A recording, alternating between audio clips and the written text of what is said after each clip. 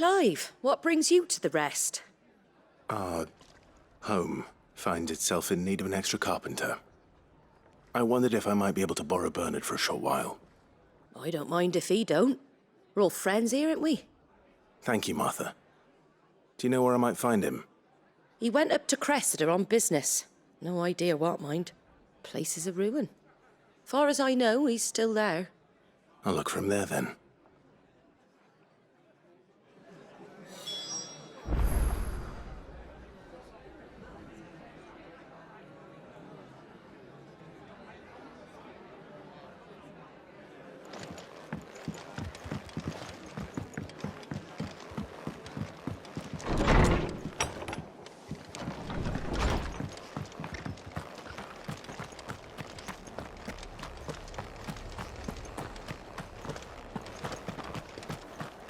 She had a man of Grieger mopping their grounds. Please, teach me how to fight.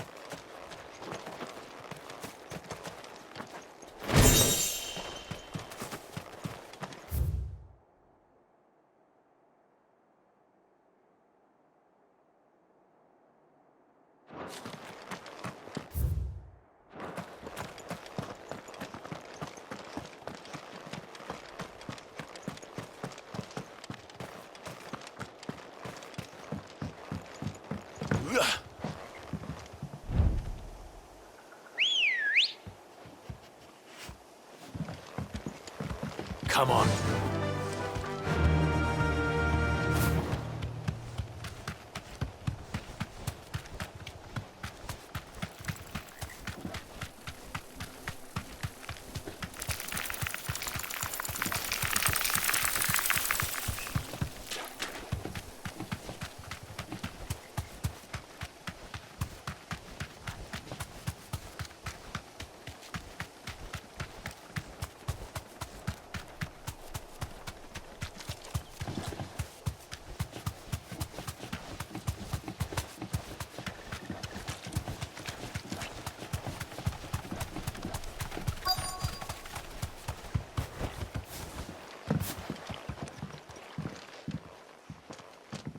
Hi.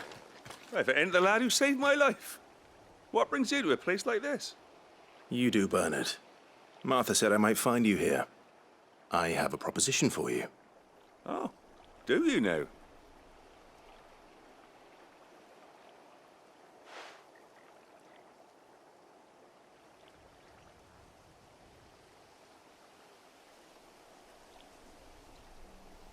Building a workshop, you say? Well, that beats tacking boards to bridges, sure enough. And if Martha didn't mind me being gone a while, then neither do I. You just tell me where you want me. That's the spirit. I couldn't ask a favor, though, could I? Before we go? Of course.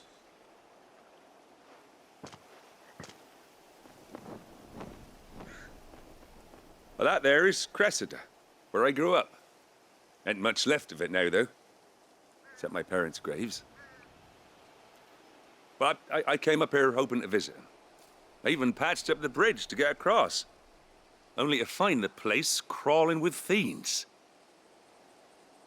But you're a dab hand when it comes to dealing with beasts and bogles, ain't you? Any chance you could, It's the least I can do. Well, thank you kindly. And take care.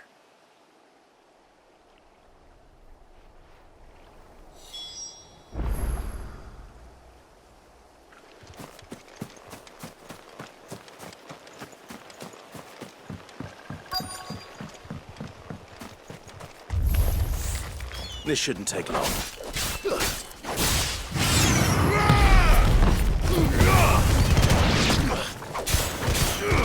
Give me thunder!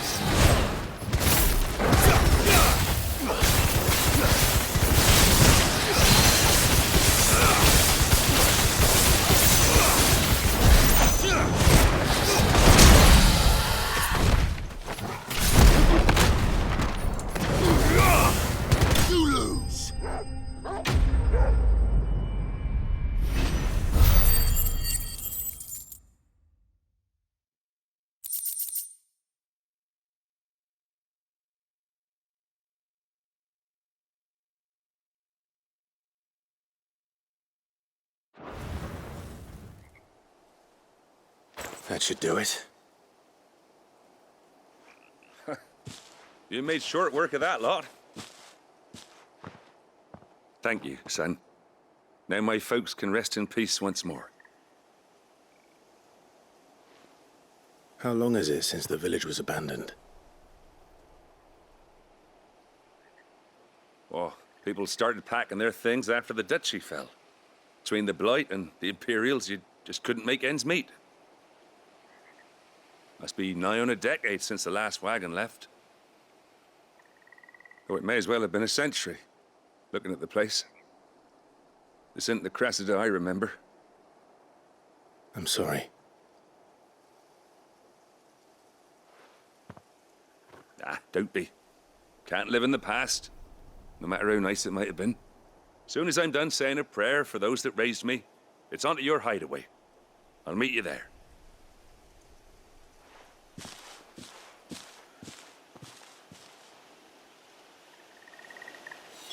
That should take care of Mid's little list. Better head back before she thinks of anything else.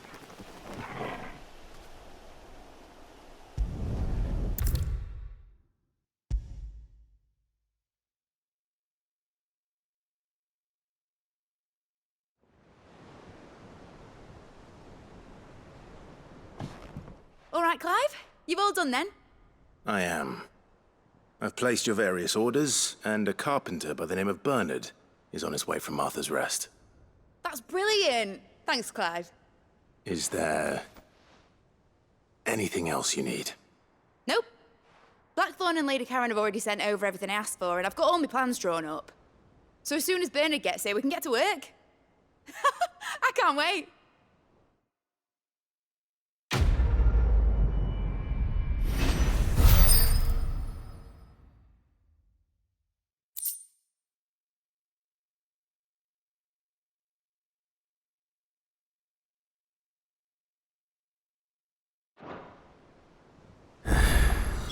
That's my good deed for the day done. Let's see how Jill's faring.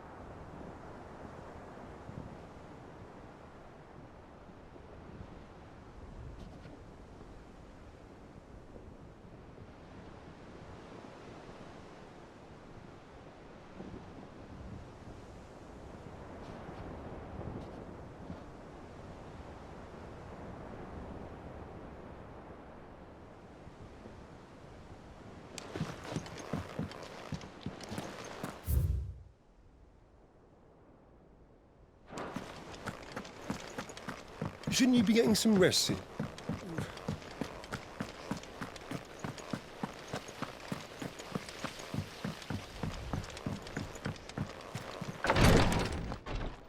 Ah, Clive. Talia, how's Jill? Recovering, but she still needs her rest. Of course. Take good care of her, won't you? I'll do my best. Oh, Gav was looking for you. He said he had something to show you in the shelves. The shelves. Oh, that's right. He went to ask Harpocrates about Torgal. He must have found something.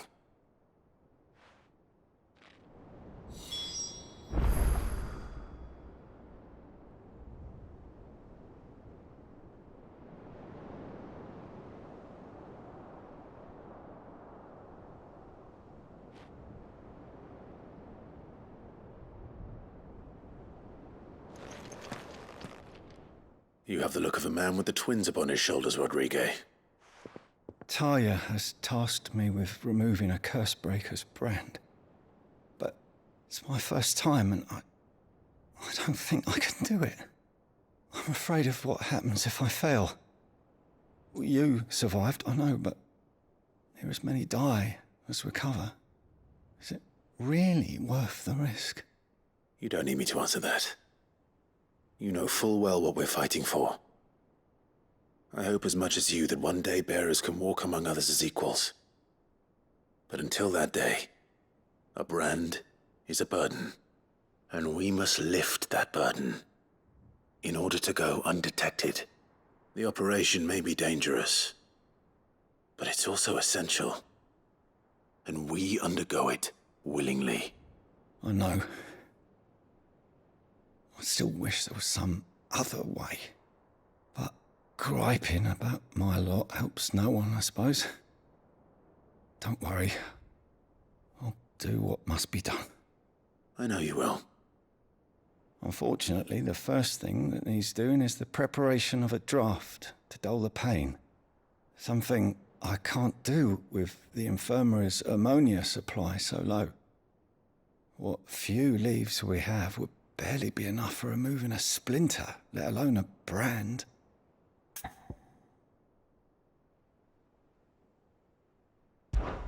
Just tell me what you need. You'll go? Oh, thank you. No one knows Herblore like Talia, and she swears by ammonia for easing pain. It's simple enough to find, if you know where to look. And fortunately for you, I do. Along the river near the village of Amber over in Rosaria. Just search for the bright blue blossoms.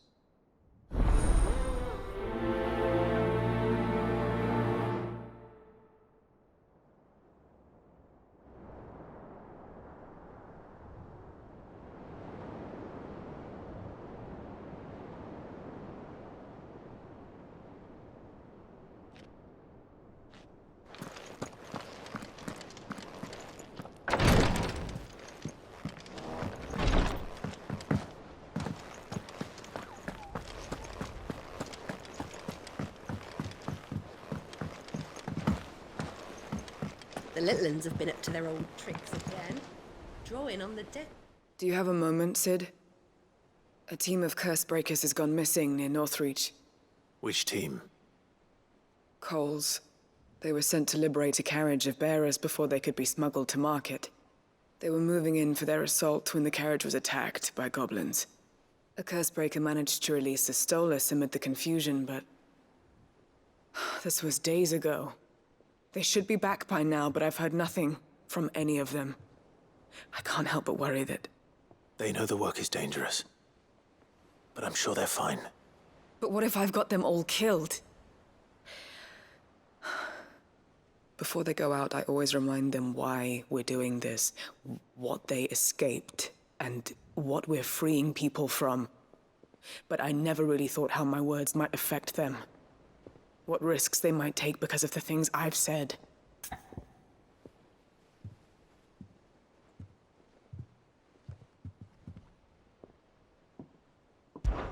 I'll go and find them. We'll both rest easier knowing they're safe. Thank you, Sid. And I'm sorry to trouble you with this. The plan was to intercept the slaver somewhere in the Dragon's Eyrie. I can't tell you much more than that, I'm afraid. That should be enough to go on. If they were there, Torgal will track them down.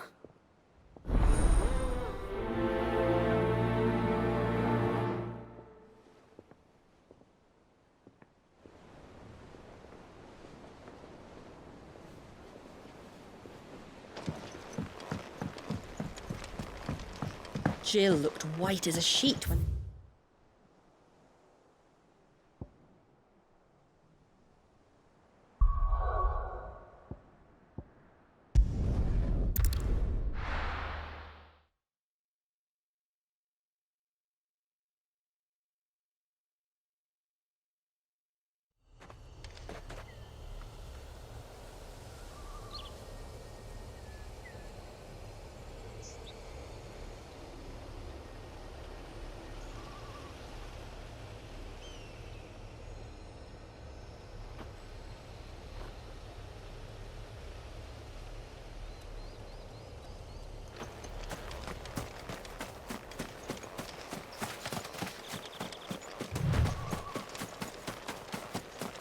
The river was easy enough to find.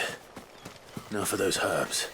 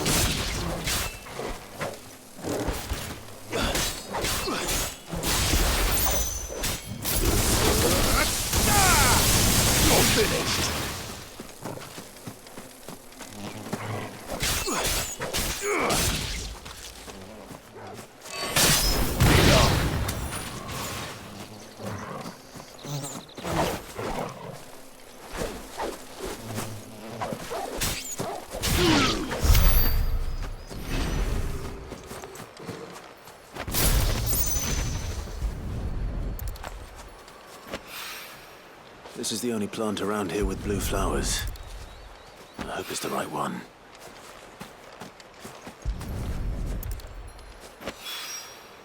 Should be enough to keep the infirmary stocked for a while. Hopefully this will put Rodriguez's mind at ease.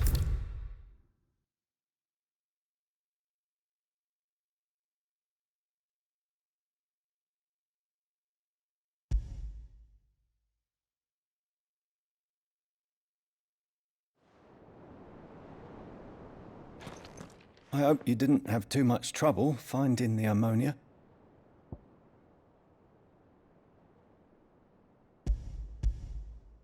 Only the usual. Oh, yes. This is it. And more than I was expecting. I dare say the patient won't feel a thing. That is, unless I... You'll do fine. Taya trusts you. Which means I trust you. The hideaway would be lost without skilled physicers like yourself. Thank you for the kind words. Truly. But... I'm sorry. I'm still terrified. The brand is more than just ink on flesh. It's a death sentence. Milk of the wyvern tail lurking just below the surface of the skin. One ill-conceived incision, a single slip, and the poison fouls the patient's blood. Failure means death, and even success means tremendous pain. Days of agony as the wound heals. I became a physiker to help people, not to kill them. I don't want to kill anyone. Cursebreakers lead hard lives, and the operation is only the beginning. They toil in the shadows, risking life and limb, knowing their efforts will win them neither glory nor acclaim. And yet we have no shortage of volunteers. The day I decided that I would take Sid's name was the same day Taya took my brand. I remember. It wasn't long after we came here. What little medicine Taya managed to salvage from the wreckage of the old place had been used up treating the wounded. She begged that your operation be delayed until a new supply of antalgics was found. Procedure was even more dangerous back then. Only a few souls had undertaken it. Doris, Cole, a handful of other curse breakers. and those who are no longer with us. Those who lost their lives in the process. It wasn't something to be done lightly. No. But it was something I had to do, if I was to take Sid's name. He always led from the front, and never asked anyone to take a risk for his cause that he was unwilling to take himself, even if he knew that it might cost him his life.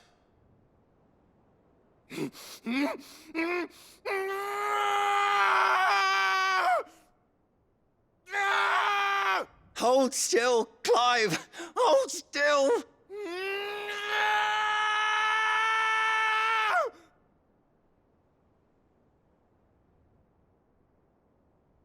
I knew there'd be pain. That I might not survive. And I was afraid. But I also knew that if I didn't overcome that fear, that pain, then I would never be able to call myself Sid. I didn't know. We all want our brands removed. But it's a decision each of us must make for ourselves, on our own terms. Rodrigue, I know your work isn't easy, but neither is going under the knife. Be a shoulder for your patients to lean on. Stay strong for them. You sound like Tyre. Do you know what she once told me? It's natural for a patient to feel like they're suffering in solitude. And it's a physicist's duty to see that they don't. Thank you for helping me remember that. I won't falter. Not again.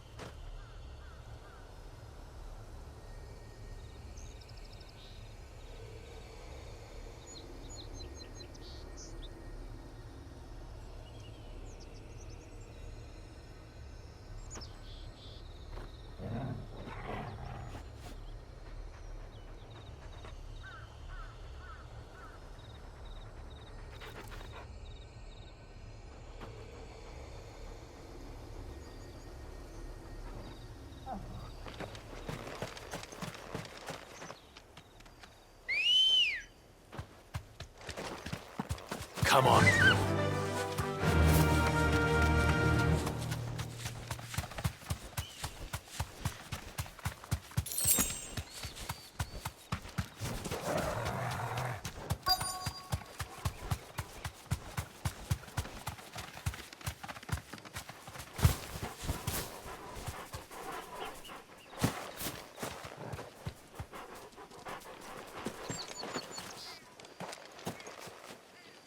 Cole, I'm glad you're in one piece. Just about. Sid, if you don't mind me asking, what are you doing here? Doris sent me to find you. She hasn't heard anything since the attack. She's been worried about you. I sent a runner to the Dame in Northreach. The Hideaway should have learned of our survival yesterday. Well, I'm here now. And it looks like you freed the bearers. Only some. The rest locked themselves in the slaver's carriage rather than fleeing when they had the chance. I want to help them, Cid. But we're barely in any state to protect those few we did save. You made the right decision. Now where's the carriage? The goblins may still be out there. You have duties to attend to here. See to the injured. I'll handle the rest. All right. Just follow the path to the south. You'll come across the carriage soon enough. And please, hurry. If the beastmen get to those bearers, the poor souls will be eaten alive. I won't let that happen. Thank you. And Cid, it's good to see you. Don't thank me just yet.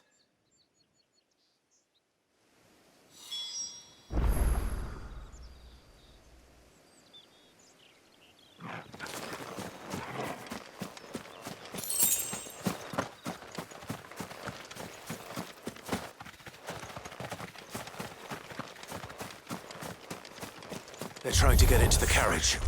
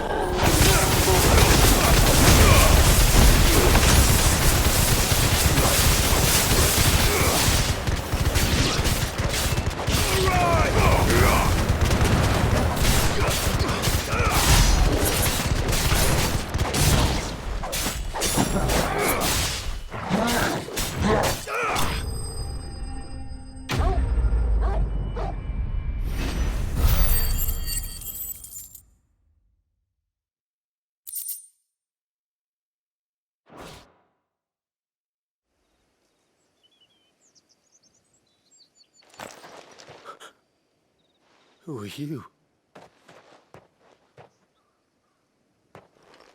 A friend. Are there any more survivors? Why didn't you flee with the others? If the goblins had made it through that door, you wouldn't have stood a chance. Why should we run? One miserable death's no worse than another. Perhaps. But we're here to give you another choice. Freedom, safety, the life you've been denied. Come with us. Let us protect you. Cid, I couldn't just let you... You weren't too late then. Thank the gods. This man risked his life to save yours. To give you a second chance. Fine. Do with us what you will. What we'll do with you is take you to safety. After that, it's up to you. Your lives are your own now. You can leave the rest to us, Cid. We'll get everyone back to the hideaway. Thank you. I'll let Doris know we're expecting new arrivals.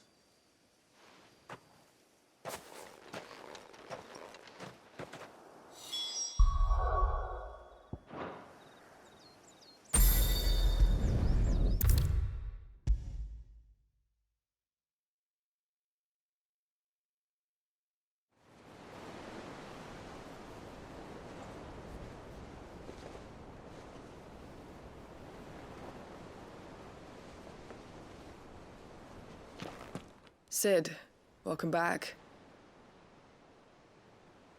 A Stolas from the Dame arrived not long after you left. If I'd just waited a little longer, I might have been able to deal with things myself. Or maybe I wouldn't. I keep making the wrong decisions. Cole and the others got home safely. You made exactly the right decision. No, I was lucky. I've been tracking that slaver for months, and then I sent Cole and you after them woefully unprepared. What kind of leader sends people into danger without considering all the risks? I should have urged greater caution, told Cole to be wary, to pull back at the first sign of trouble. We swore the same oath as you, Doris. It's good to see you safe and well, Cole. I'm sorry. With all due respect, we Cursebreakers don't risk our lives because you commanded of us. We risk them because we believe in our cause. No one with doubt ever joins our ranks. The agony of removing the brand more than sees to that. We all know how much bravery that takes. Cole, I never doubted your courage. Only my ability to see it put to good use. Thank you for your faith in me. I'm not sure I deserve it. I sometimes wonder if I might prefer to risk death alongside the others than ask it of them. But I'm a curse breaker. I swore an oath too. I have a role to play, and I must trust that I'm the right one to play it. You will. In time.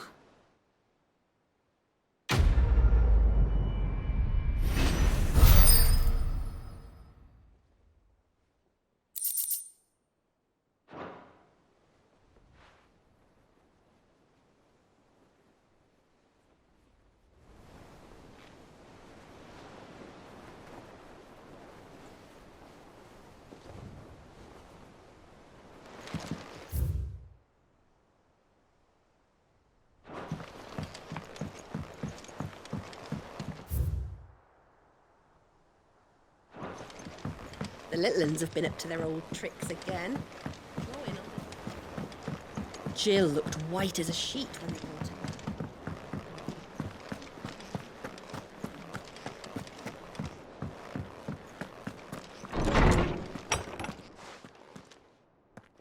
Clive, where have you been? I've been wanting to ask you something about Torgal.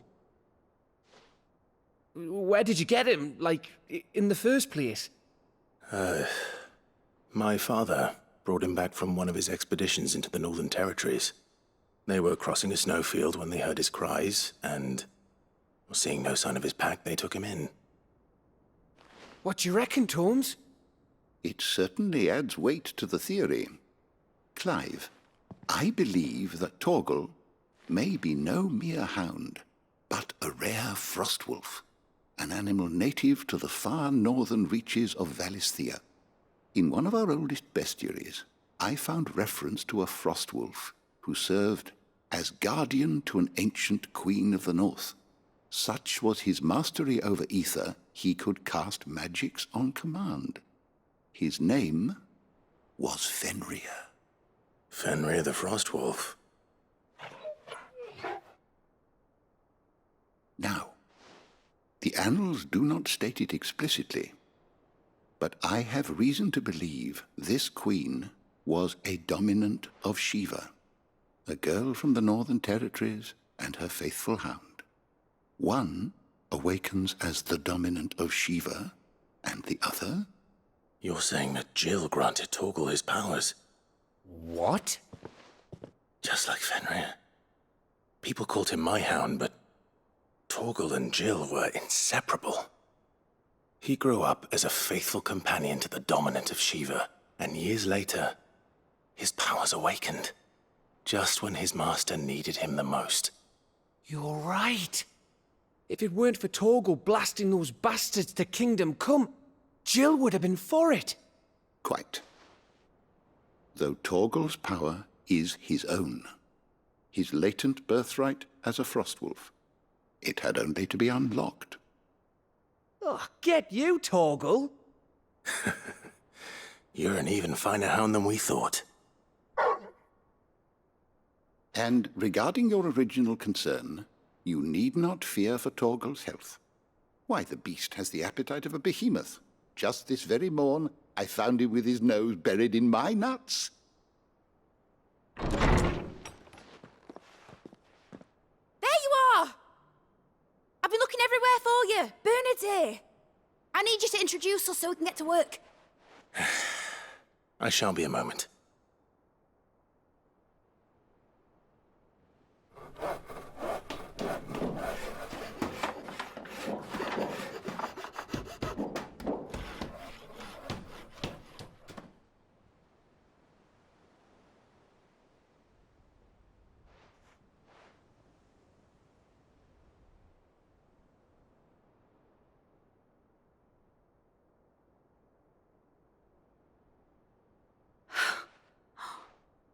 Isn't it brilliant? It is. Well, I couldn't have done it without you. You and everyone else. But I promise I'll pay you back. I'm gonna work my fingers to the bone for you lot, starting right now. Just you wait. I'll make wonders like this world's never seen. Then I look forward to seeing them.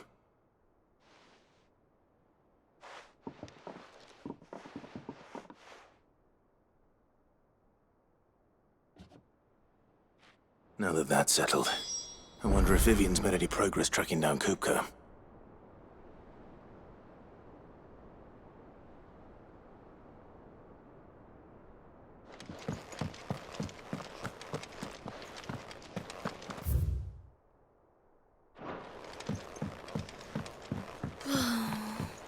I wish Miss Minigal would help.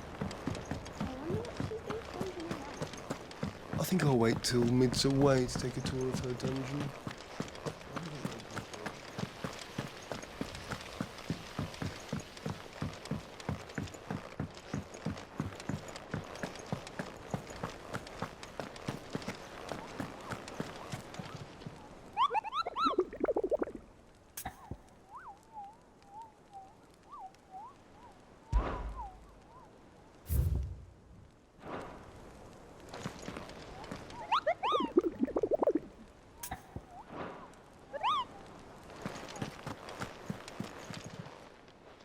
I wasn't expecting you back so soon.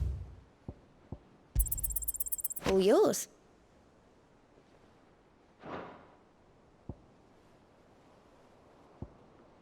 All done? Finally got Mid out of your hair, have you? Enjoy the quiet. Doubt it'll last long. How goes the hunt for Kupka? Largely in circles. We have myriad sightings of strange soldiers in unexpected places, but nothing definitive as yet. If only we knew for certain by what route he left Rosalith. Well, keep at it. If anyone can piece this puzzle together, it's you. And I'm willing to wait as long as it takes.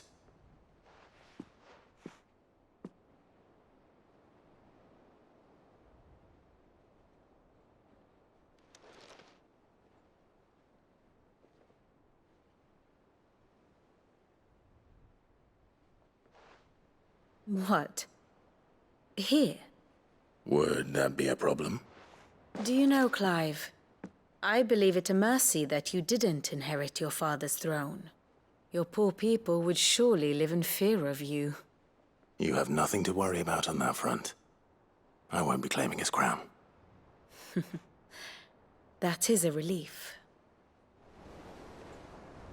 Clive, have you got a minute? We, have a guest. A guest?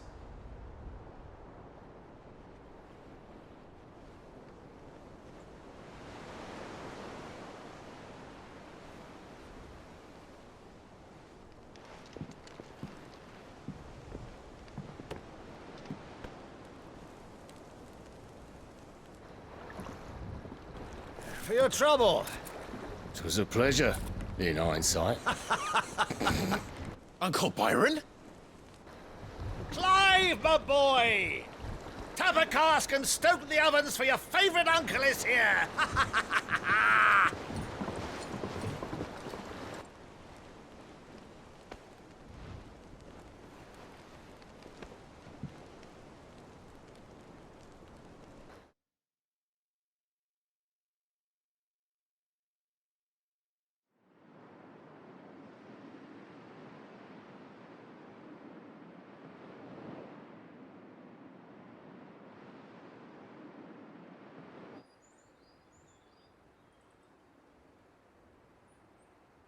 The Dalmekian government sues for peace. How shall we respond? If they're willing to accept their fault in the matter, I see no reason to refuse them. Still, we must insist on substantial reparations. Twinside stores are not as bottomless as reported. Aye, and we have many more mouths to feed. We shall just have to have the Dalmecs empty their treasuries for us.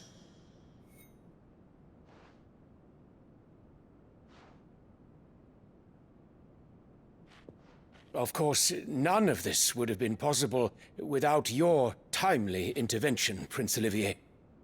Indeed, I doubt any of us would have had the courage to trade words with the mighty Titan, nor less the wit to win him over.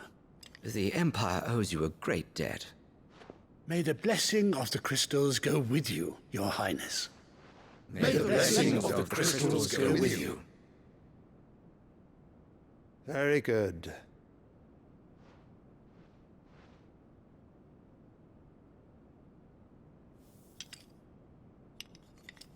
Now, let us come to the question of precisely when the Dalmex will withdraw their troops. Dion's fire could rid us of them in mere moments. The men of the Fist will not withdraw until a peace treaty is concluded. So let us keep the negotiations open, give them time to gather what gold and trinkets they can, and once they deliver that which we demand, what worth is a piece of parchment? Your Radiance, were Prince Dion to take the field, the enemy would surely send their own dominant to meet him. And while His Highness would of course prevail, there would be heavy losses on both. You need not fear Hugo Kupka. He is engaged on the Western Front. Even were the Dalmex to send for him, he would not arrive in time. As much as I would enjoy witnessing a clash between Bahamut and Titan, it is not to be. And what of your subjects, Your Radiance? If the fighting spread to the city proper, the people would bear the brunt of it. There will be losses, it is true. Yet for every citizen who falls, another can be bred. For every home that burns, another can be built. The Empire will live on.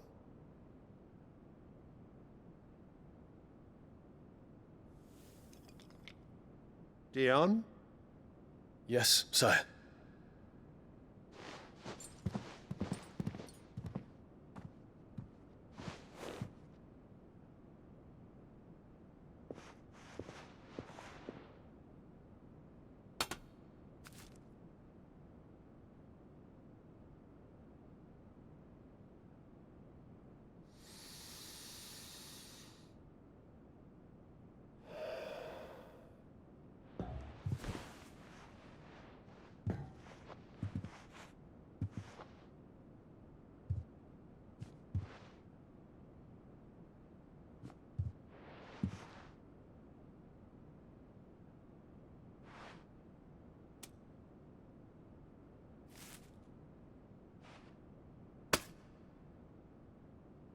Prepare for battle.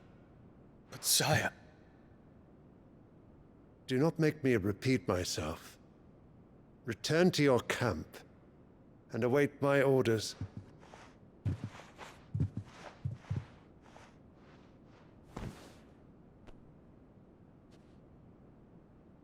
If that is your wish, Your Radiance, I shall depart at once.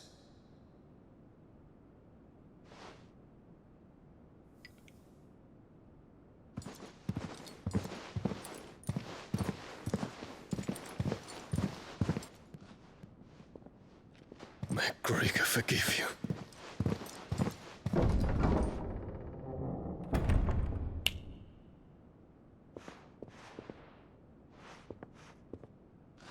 What do the astrologers augur? The stars are in agreement, Your Radiance. The shadow of treachery hangs over Prince Dion.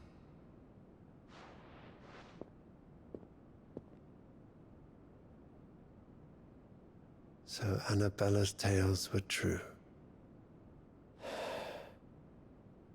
You disappoint me, Dion.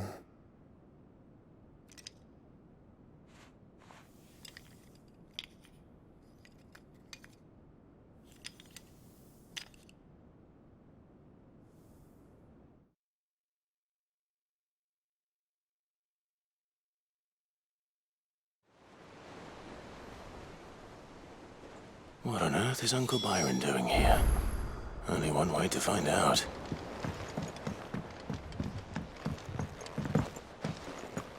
The little uns have been up to their It's just one thing after another around. Here.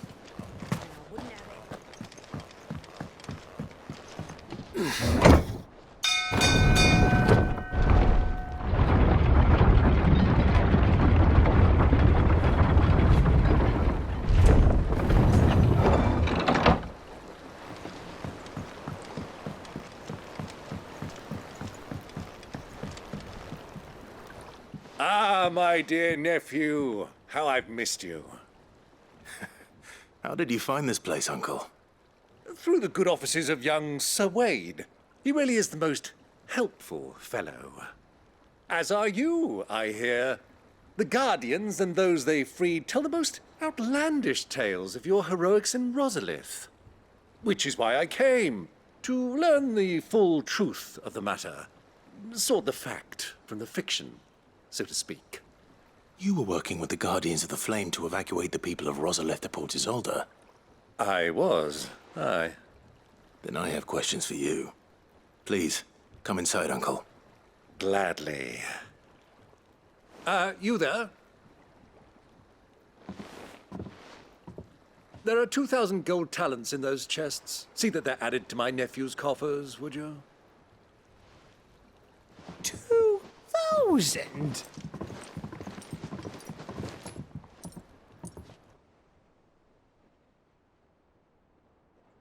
And I'm afraid that is all I know. A fleet sailing south past Port Isolde. Most intriguing. Forgive me for not being able to tell you more. I hadn't the faintest idea Kupka withdrew wounded from Rosalith. Still less that my own nephew dealt the decisive blow. What do you think, Vivian? I think, with this news of the Dhalmekian fleet and recent reports of the Royalists' movements, that the final piece of the puzzle has fallen into place. Come here and I'll show you.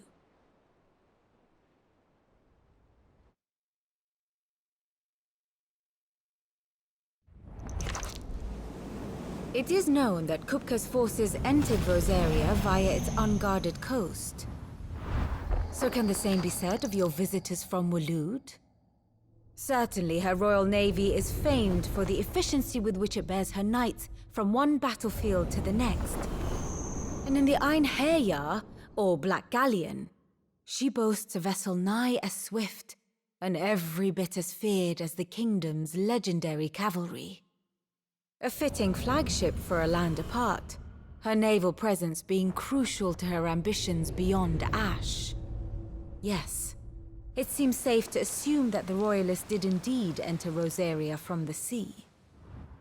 So then, had you a vested interest in Titan's survival, whither would you take him? Why, home to Drake's Fang, a place rich enough in ether to conjure the magics needed to mend his hurts. But would that not entail an arduous voyage around the southern cape?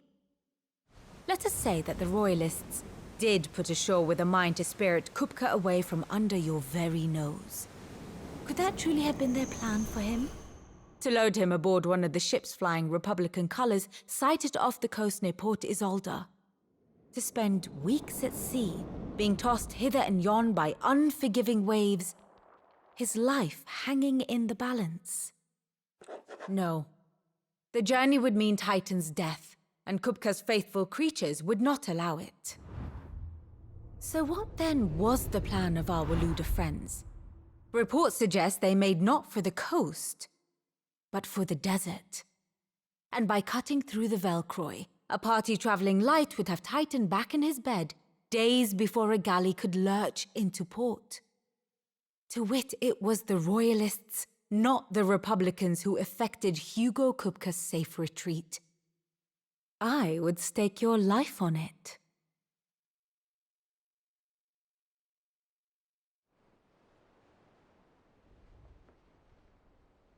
So it was the Waloeders who spirited the wretch away. Now I think about it, there was something a little strange about the ships I saw. the men seemed almost crestfallen, as if in mourning, as if they believed, or were made to believe, that their master was dead. You have a keen mind, Lord Rosfield. And you have your answer. To find Kupka, you have merely to follow the Royalist trail across the Velcroy. It may well have gone cold by now, but as they say in the Republic, all roads lead to Drake's Fang. Allow me to accompany you part of the way. As luck would have it, I had intended to journey Canverward on business after visiting you here. The Fang would be but a short detour. I'd be glad of the company. Give me a moment to make ready. I need to tell my friends what we've learned and where we're going. Very well, but be quick about it, my boy. Time waits for no man.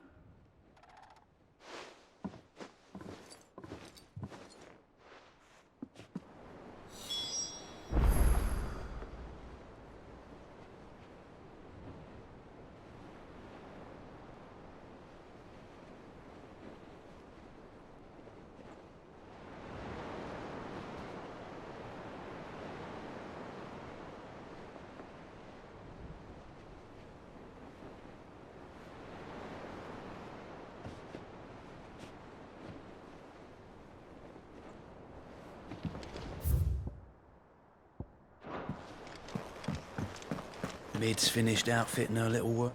Otto, Kupka's at Drake's Fang. I'll be leaving before sunset. You're not going in there alone, are you?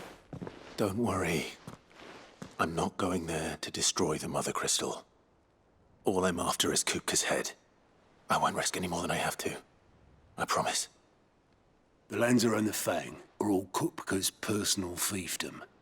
You have any trouble on the way, you ask for Rosina Dalamil. Some call her the Desert Hare. Who is she? An old associate of Sid's, and only Sid's. All I know is the name, and that they used to meet at the Dalamil Inn. We've heard nothing from her since he died. But I'm thinking maybe the new Sid might be able to bring her back into the fold. Thanks. I'll keep that in mind. So, what about your uncle? I mean, he's welcome to stay, but... Don't look so worried. He'll be coming with me. Thank fuck for that. Gav, Otto, I'm leaving you two in charge. You can count on us.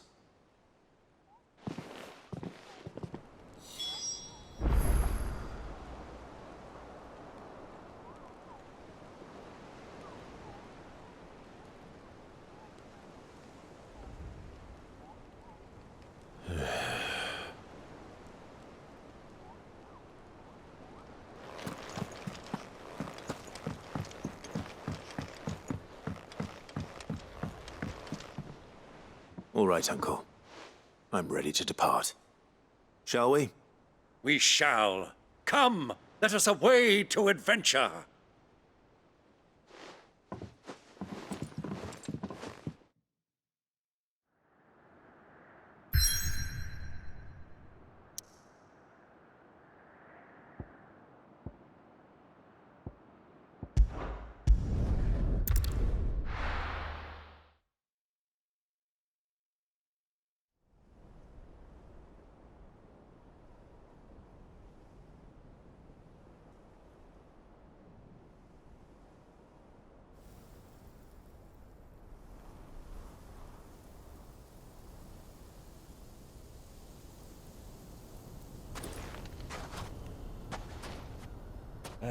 I was a young man when last I walked this path.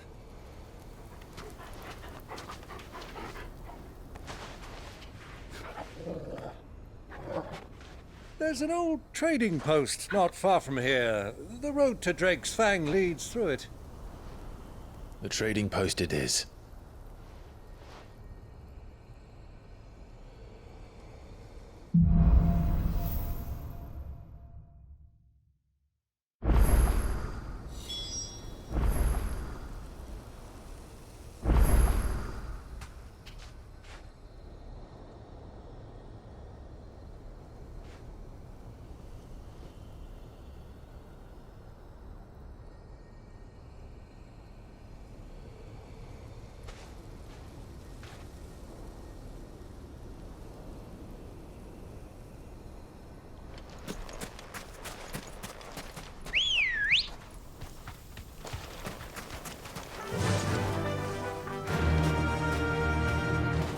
Our destination lies over that dune, beyond the ruins. Mark 'em well, Clive. It's all too easy to lose one's bearings in the sands. Many years ago, when you were just a boy, you and I rode this way together, accompanying your father on a scouting expedition to Drake's Fang. He let me come with you. I'm not surprised you don't remember. It was just before Joshua was born.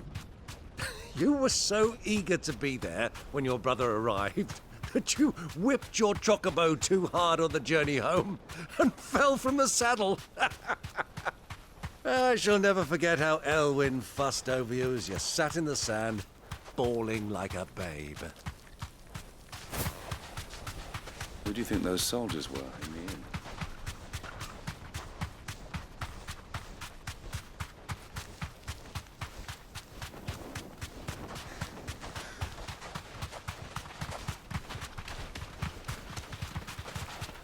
Ah, there she is. The good old Dalamil Inn. Do you know, this heat has given me quite a thirst. Quick drink before we press on?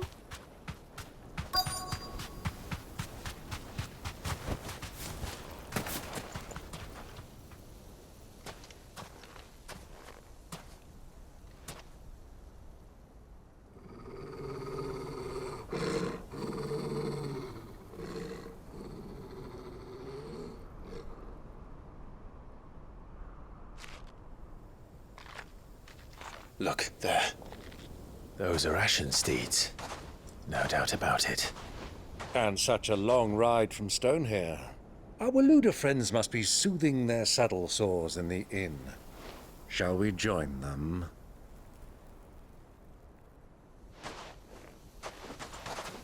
Run along and play now, Torgal. Dogs aren't allowed inside.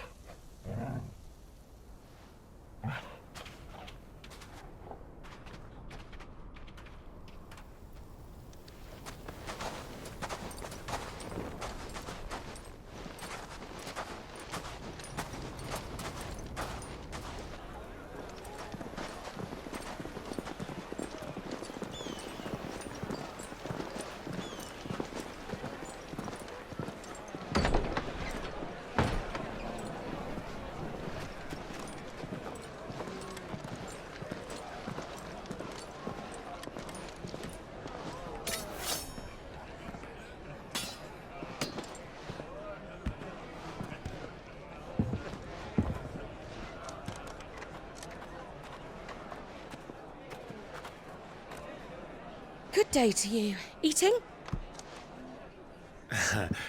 Sorry about my pal. He only talks when his mouth's full. What do you recommend? Well, if you're after something light, we do a fine chocobo soup with lentils and honey. 2 bowls of that, then. An ale. Right you are. Hey, girl! Coming! Your pal? Would you rather be my squire?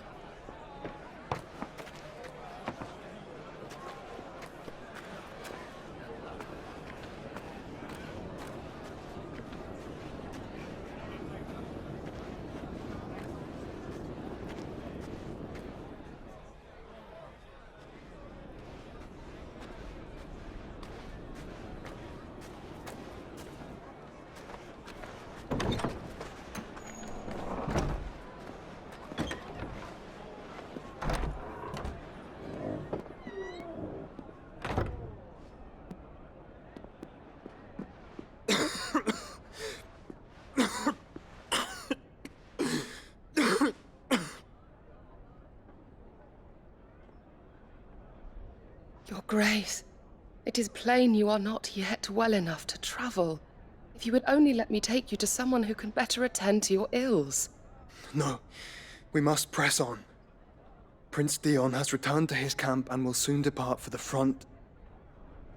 I must speak with him at all costs. Miss this chance and I may never get another. You do understand that? Yes, Your Grace. But you must at least agree to take your medicine. I'll fetch you some water.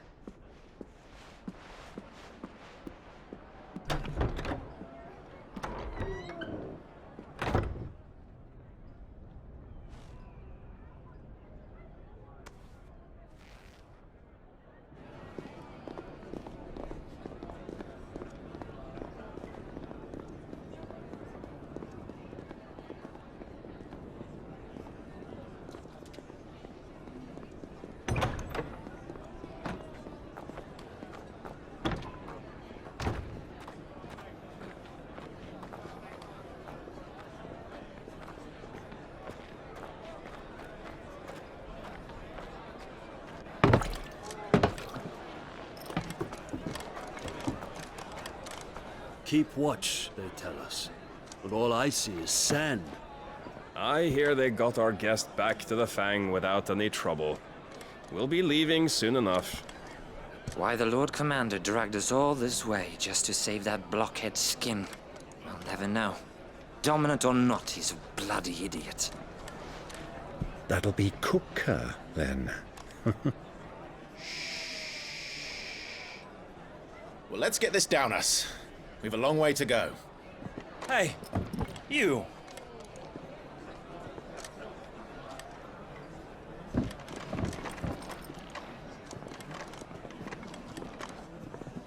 Uncle?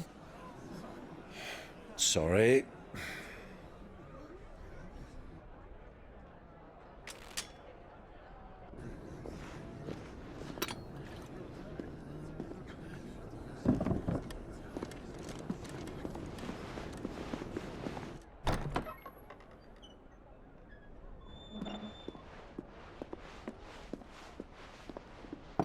Can you walk, Your Grace? What's wrong? I fear trouble may be brewing downstairs.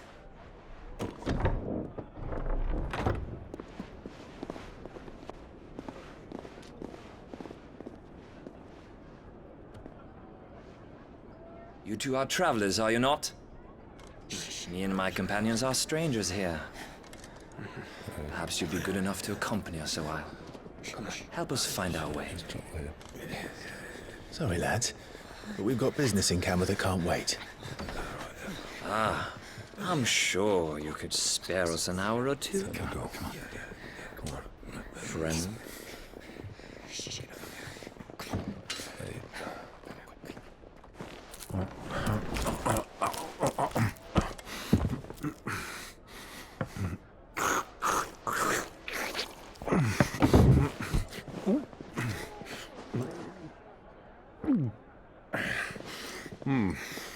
I'm afraid we don't have a moment to lose. Stay back, Uncle. Gladly.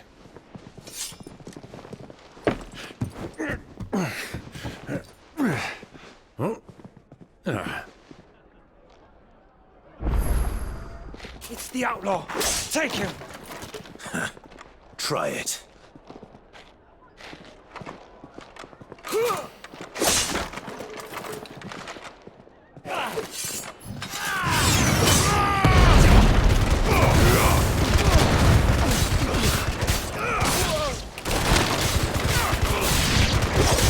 Bravo, my boy! Just like that!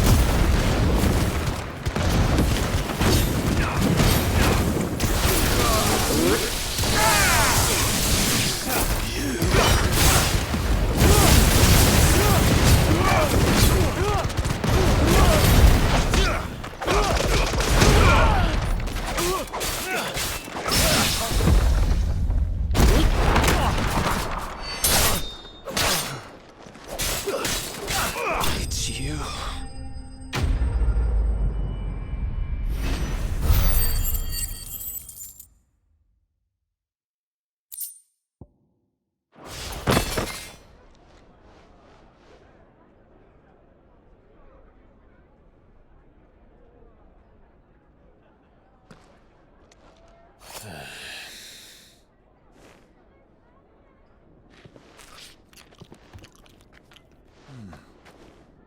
For your trouble.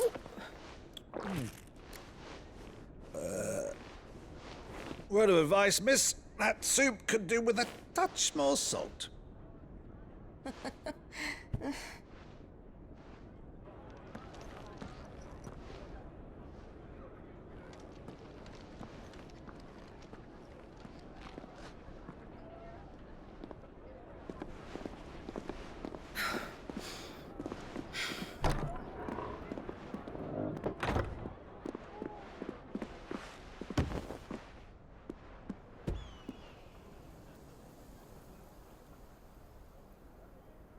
Now's our chance.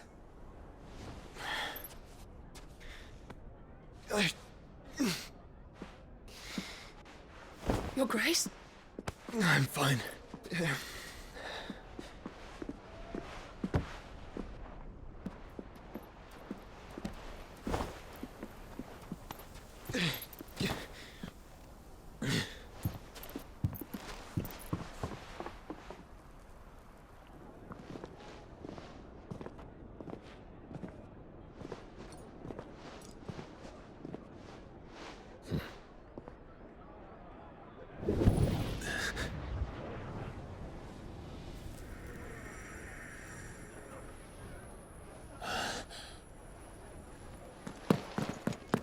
Clive?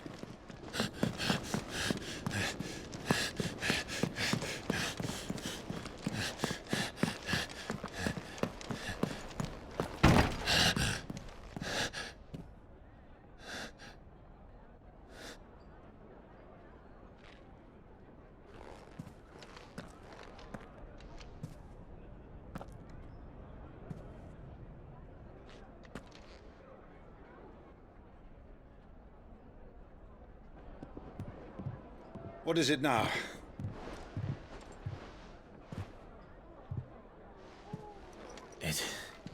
It's nothing. Let's go.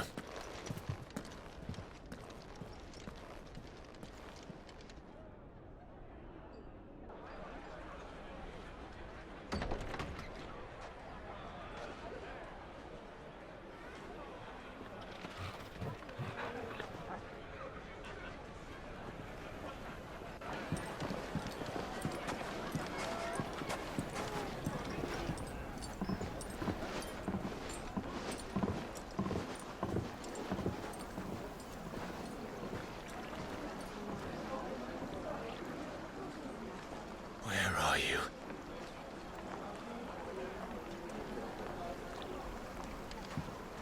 Well, we didn't know where to find Kupka before. We do now. The Rawless said it themselves. Their guest.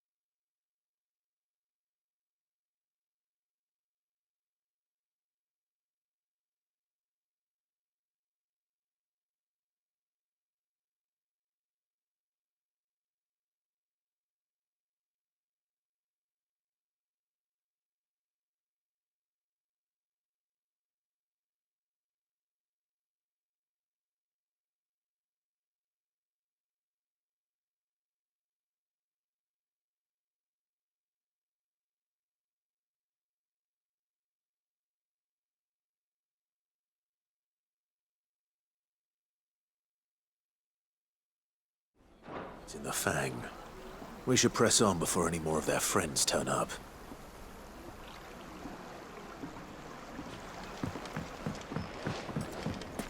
Lights and pots!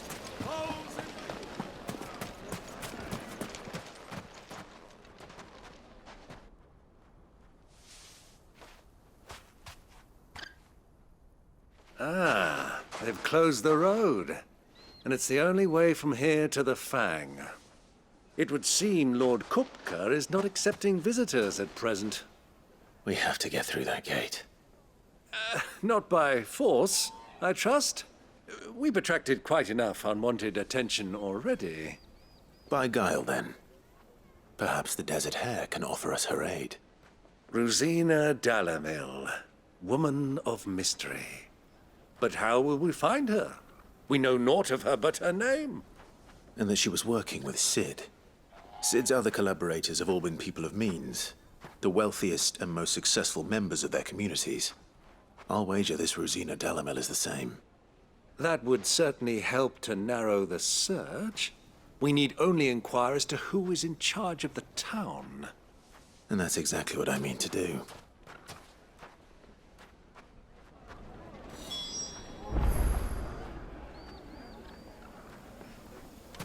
Looks like we won't be getting back to Drake's Fang anytime soon. Well, it's not like we've got a reason to. Whatever this emergency is, they've shut down the whole mine for it. Light it, for Gilbert's sake. A bearer on. Anything I can help you with, travelers?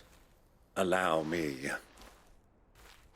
My good man, we represent one of the oldest and greatest trading houses of Port Isolde. We're seeking to expand our business in the region and would very much like to make the acquaintance of Dalamil's leading entrepreneurs. If only we knew where to find them. Well, we're best known for our baths, our markets, and our smithies. I suppose you could do worse than start your search at one of those. Thank you. You've been most helpful. Oh, you wouldn't happen to know a lady by the name of Rosina Dalamil, would you? No. I can't say I do. Well, thank you all the same.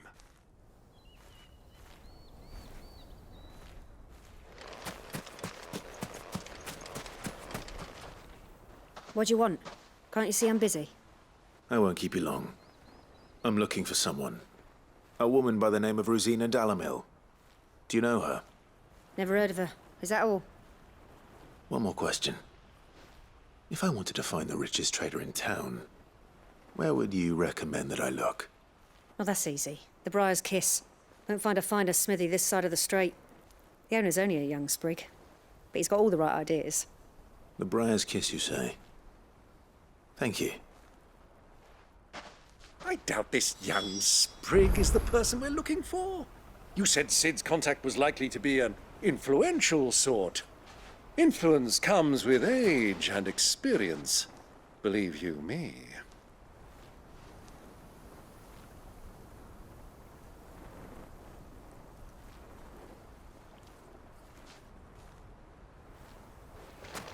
$1,000 gil for a measly bunch of Gizal dreams. Light it, for Gilbert's sake.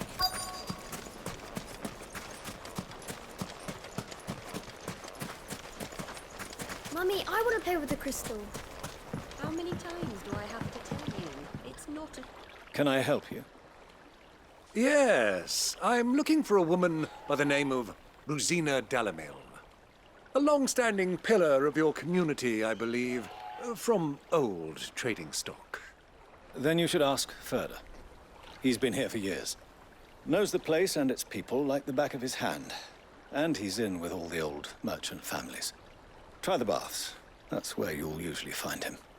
Thank you kindly.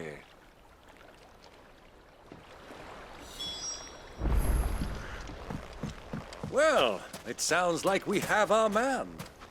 Perhaps. Let's go and find out exactly what this Ferda knows.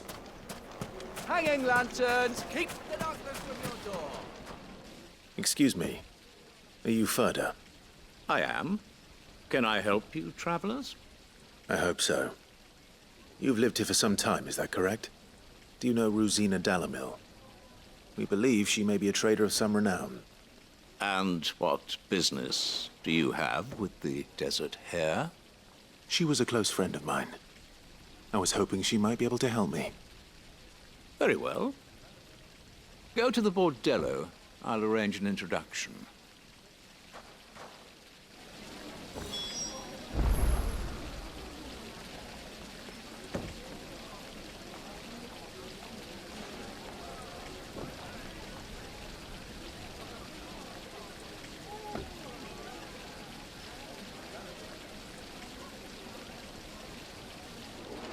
Silver! Do you think we can trust him? Only as far as I think. So you're the ones who've been sniffing around? I beg your pardon? Don't play the fool. Stick your nose in our business and you're likely to lose it.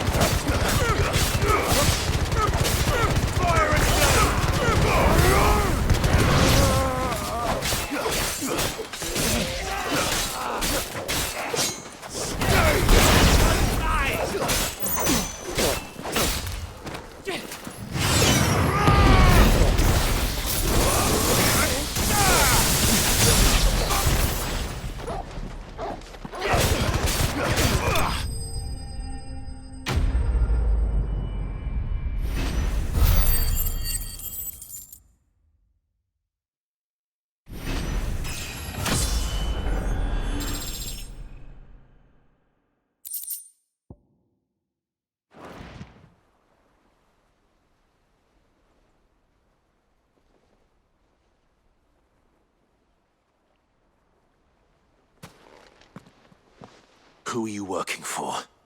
Him or her?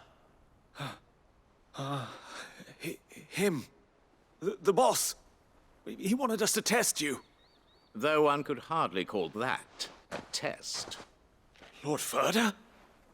Look what the cat dragged in. Your skill with a blade is rare indeed, my lord.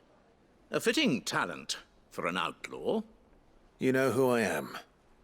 So what now? Call in the Men of the Rock and collect the bounty? That isn't my decision to make. Our work is done. Take him to meet his precious Rosina. She will be interested to make his acquaintance. Yes, my lord. To the Lock of Leisure, then. To the Lock of Leisure.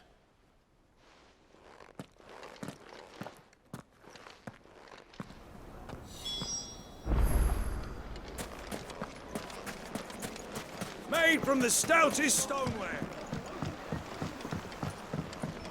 Fresh bread, warm from the oven. Here, have a taste.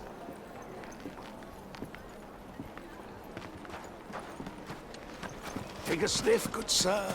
My carpet!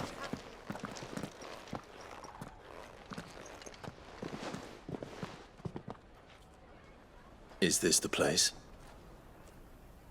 Lubor's Forge. The Briar's Kiss. Ah, so it was the young sprig after all. So much for Rosina Dalamil being a woman of experience. How wrong I was. It was an easy mistake to make, Uncle. After all, it must have been years since Sid last saw her. Sorry, him. Whoever this Lubor truly is, he's clearly a man of means. I'd say he deserves our respect. See that he gets it.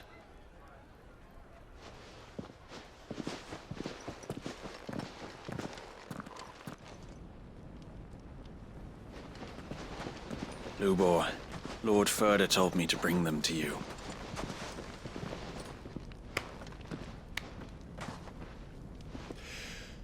My boys tell me you're in need of assistance. Sid the Second. I won't waste your time. I need passage through the south gate.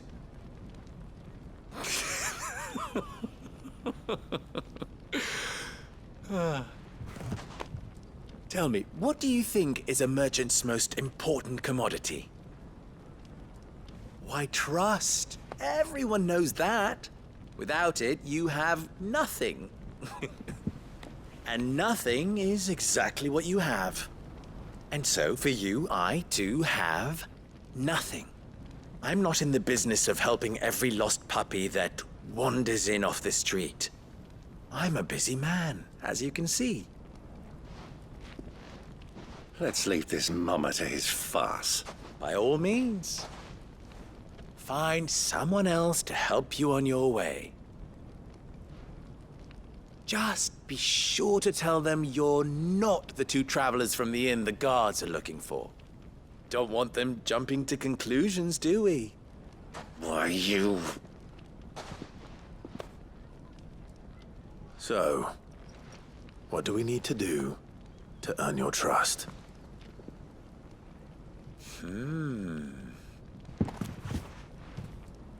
I like this one. Willing to do whatever it takes to get what he wants. Ha! Men like you have a special place in my heart. Why, you ask? Because they get me what I want. Always. Fine. So what do you want? Don't tell me you're going to listen to this swaggering scruff! We might as well hear him out. It's only natural that an ally of Sid's would seek assurances of strangers. Assuming he is an ally, of course. 5 years ago, he would have still been a boy. And yet even then I had more good sense than a man, 5 times my age? But enough of the pleasantries. We were speaking of what I want. I want you to put an end to the trouble in Dalimil. Return to me when you have done so, and you shall have my aid. Until then, I bid you good day. What trouble? If you're going to give us orders, be clear about them, damn you! Manners, Greybeard. One catches more damselflies with honey than with vinegar. What did you call me? My apologies. A word of advice in recompense. Follow the crystals. Oh, but that was 3. Oh, I'm making this too easy for you. Ha! It will be easy. Solving his little riddle should be like dealing with him. Child's play. Let us divide our forces, Clive. I'd rather not drag this parlor game on any longer than we need to. All right. Good luck, Uncle.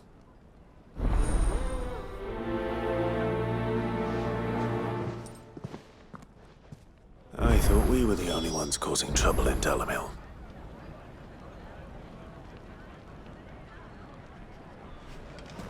He's not Sid.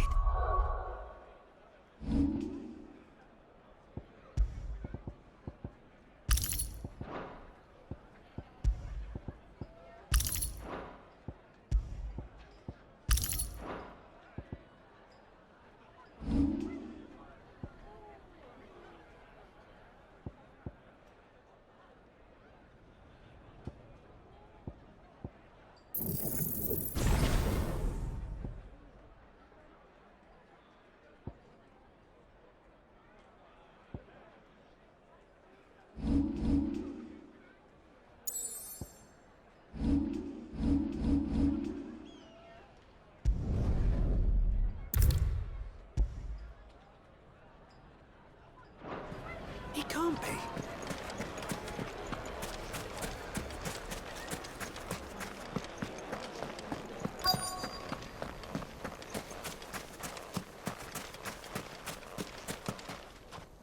Do you have a moment? Depends what for. Just a question. Dalamil seems to be thriving compared to the other villages I came through on the way. Is there a reason for that? Well, we're a stone's throw from Drake's Fang, for one. The soldiers guarding the Mother Crystal and the shipments need a place to spend their hard-earned gil. The men of the Rock throw their money about like there's no tomorrow. Is that so? Well, thank you. Don't let me keep you from your work any longer.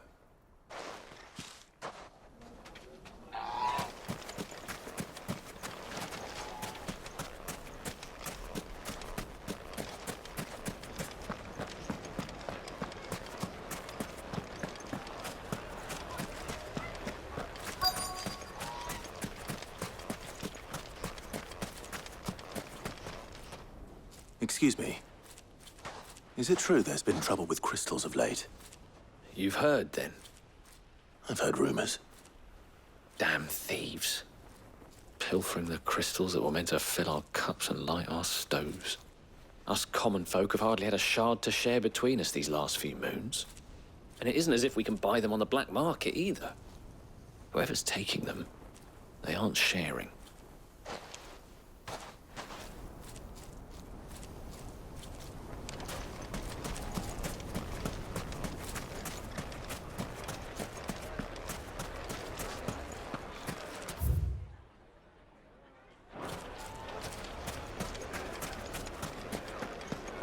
A deposit?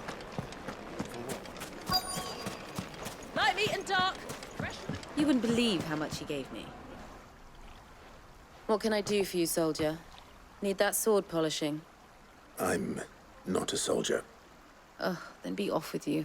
I serve the men of the Rock and the men of the Rock only. You have an agreement with them? Don't be stupid. I just know which side my bread is buttered. Don't want to be stuck under some pauper when they come knocking, with pockets deeper than Zemeckis and an urge to empty them. No, just leave, will you? Before you scare them off. I think I'm starting to get an idea of what's been going on. I wonder if Uncle Byron's learned anything of use. He'll probably be back at the inn by now. The most fragrant herbs and spices. My carpet! What was all that crashing and banging about? It's you, the one who broke all our furniture. What do you want? Haven't you caused enough trouble already? I'm looking for my pal. Have you seen him? The gentleman who was with you? Yes, he's upstairs, but...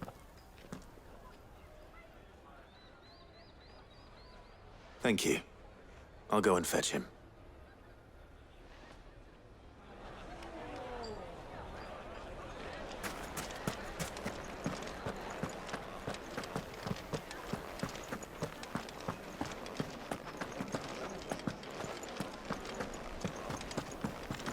Let me treat you. Huh?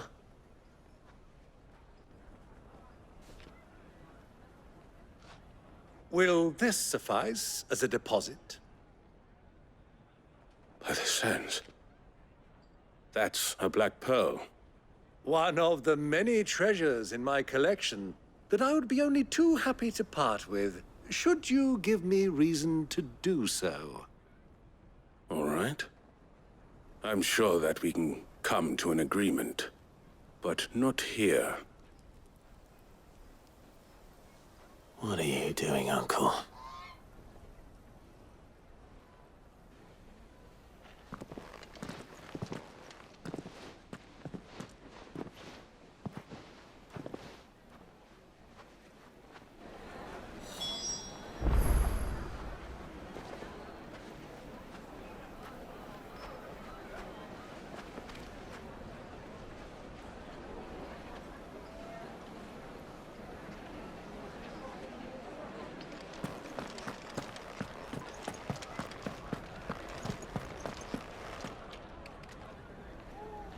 Care to explain why you're giving gifts to Kupka's men? Bait, my boy. One cannot catch one's prey without it. And I do believe I've snagged us quite the quarry. I started by asking around the markets as to where I might purchase crystals. I had no luck, of course. It's forbidden to trade in such things. But my uncharacteristic indiscretion just happened to attract the attention of those uniformed ruffians. They took me aside and said they could procure the crystal I sought if I proved I could pay for it. So the pearl was your proof? I thought they'd ask for more. A second-rate specimen like that would only fetch 500,000 or so. A small price to pay for admittance to the underworld. But enough about my little act of subterfuge. What did you discover? That the supply of crystals has dried up of late. And some people seem to think they're being stolen. Meanwhile, members of Kupka's private guard have been spending money all over town. I'll wager those soldiers you've been talking to have been siphoning off crystals meant for elsewhere, and pocketing the profits. I'll wager you're right. We'll meet with them then, just as you arranged, and put an end to the trouble Lubor spoke of. Ha! That preening popinjay thought this would be difficult. It just goes to show one should never underestimate a Rosfield. We'll soon wipe that smirk off his face. I arranged to meet with the soldiers in a secluded corner of the Velcroy, far from prying eyes. The perfect place for a spot of double dealing. I trust I can count on your support, if things turn sour. Of course.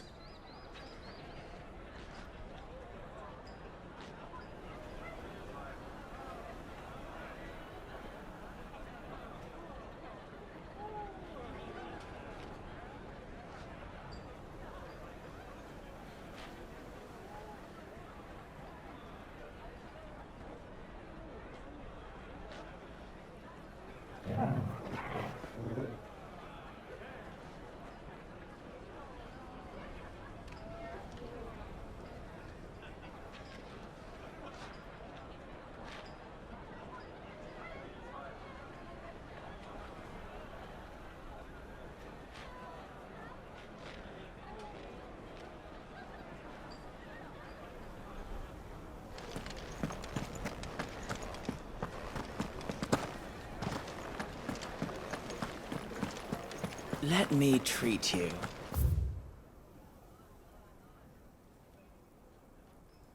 I'm pretty flush these days.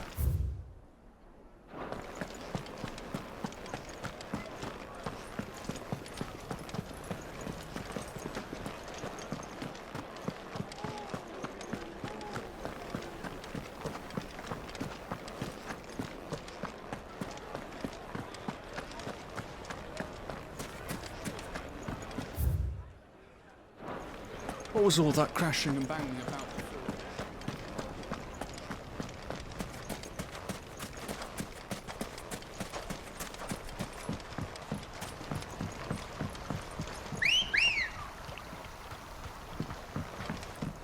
Come on.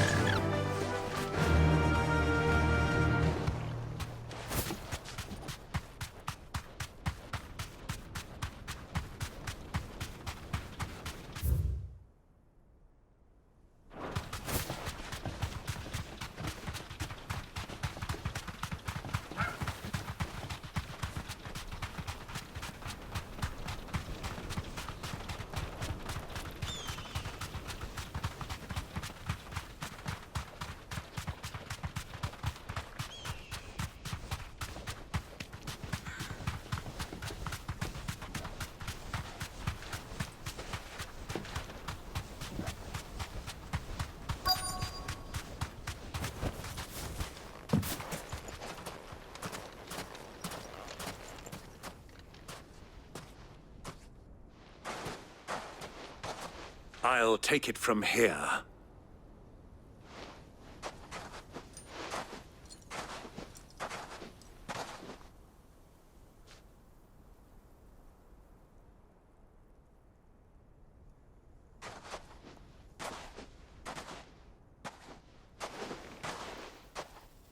I was beginning to think you weren't coming, my lord. You've brought your contribution?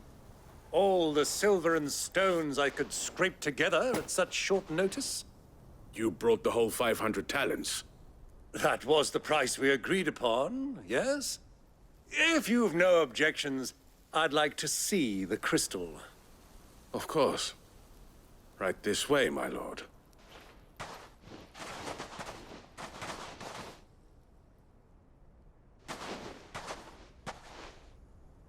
Not bad at all. You weren't lying about the clarity.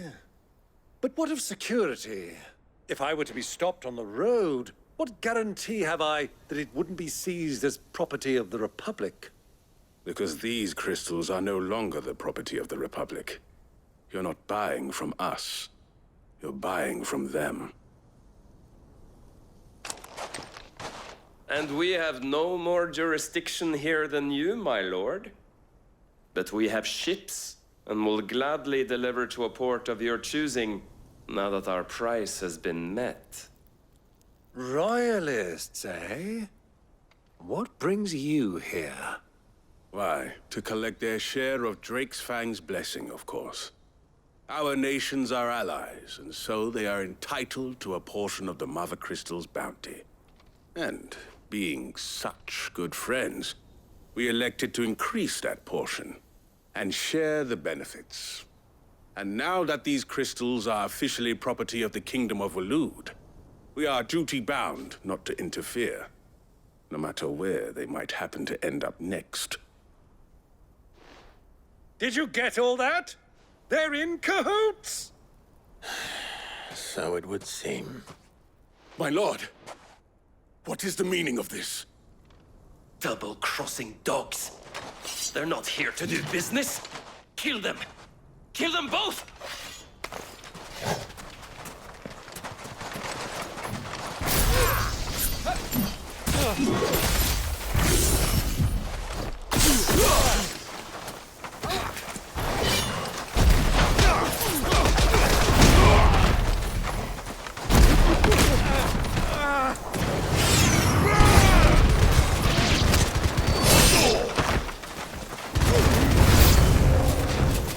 Over yet, Uncle!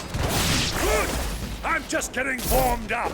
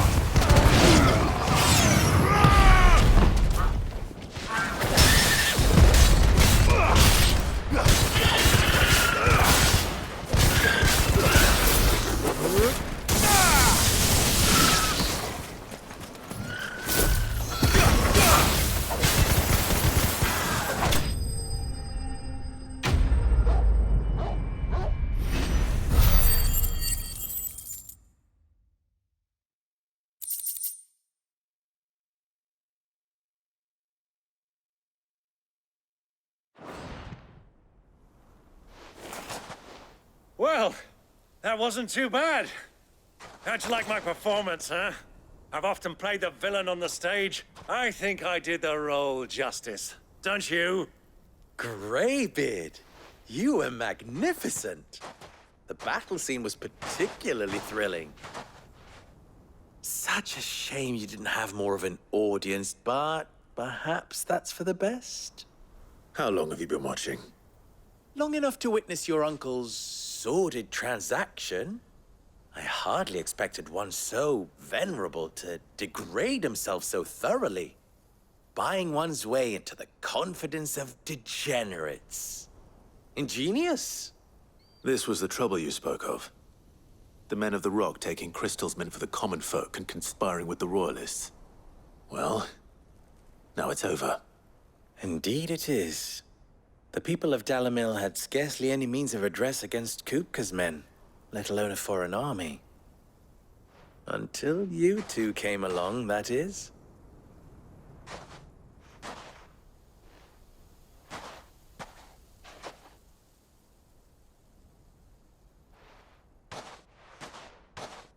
Well, we'd better get these crystals back to town. You won't mind waiting with them while I fetch a wagon.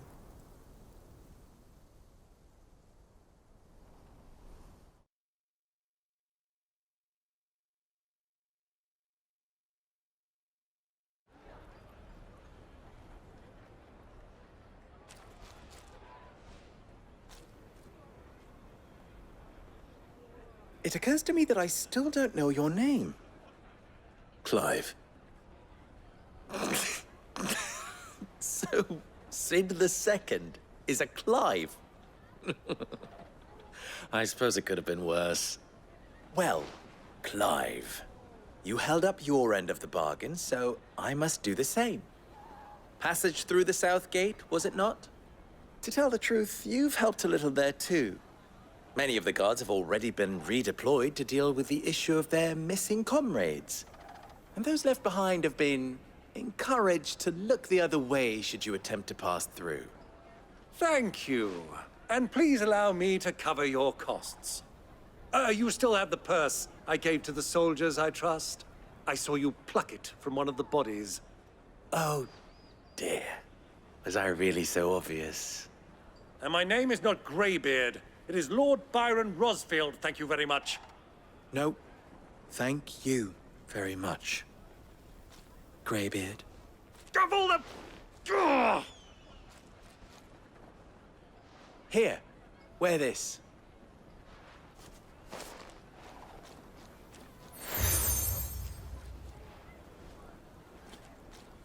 Any friend of mine who sees you with it shall be a friend of yours. Thank you, Lubor. And please, feel free to send one of my Stoluses back to your people. Tell them that Rosina Dalimil is back in bed with Sid.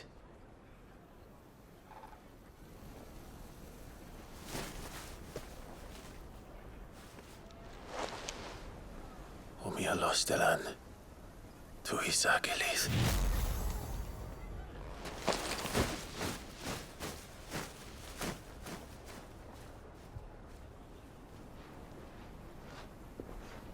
I'm trusting you, Sid.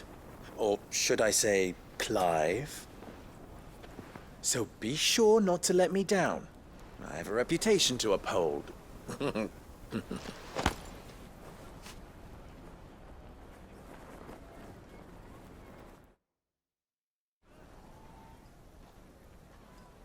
Well then, I wish you a safe journey south.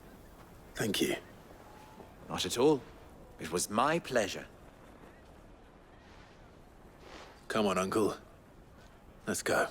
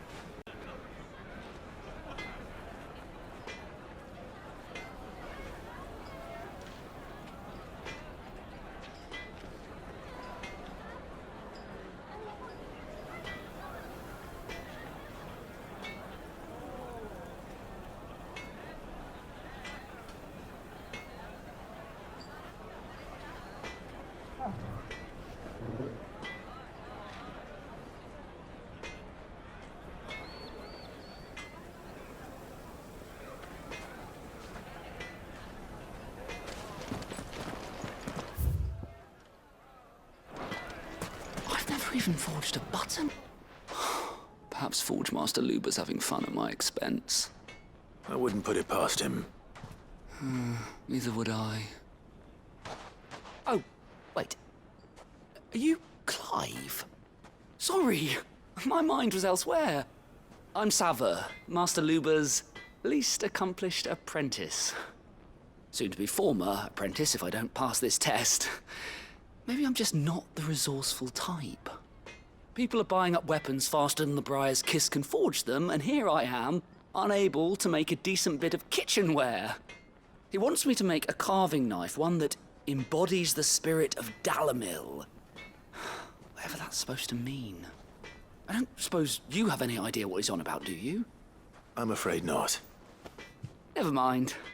Thought I'd ask. It was that or pack my bags.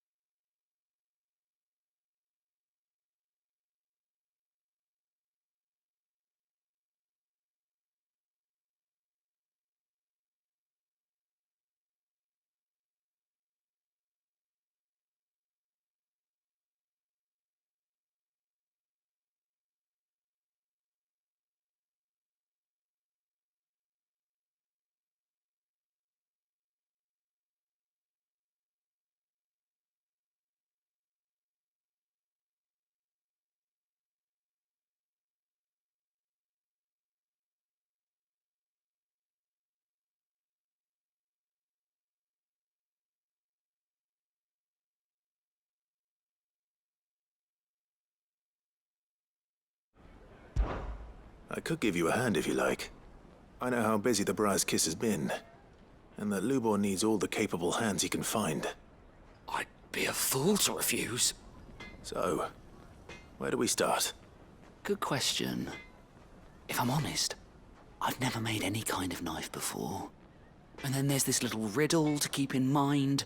The spirit of Dalimil. Nothing is ever simple with that man. The way I see it, there's only one way we'll be solving Lubor's puzzle. We need information. The more the better. You're right. There's no point fumbling in the dark, I suppose. Now, who to speak to first? Well, there's plenty of folk in Dalimil who use knives for a living. There's the butcher, of course, and any number of cooks. They're bound to have an opinion or two about the tools of their trade. All right. I think we have a plan. Let's get to it, shall we? I'll talk to every cook I can find. You speak to the butcher, and anyone else you can think of. All right. Good luck. Let's hope that someone says something useful.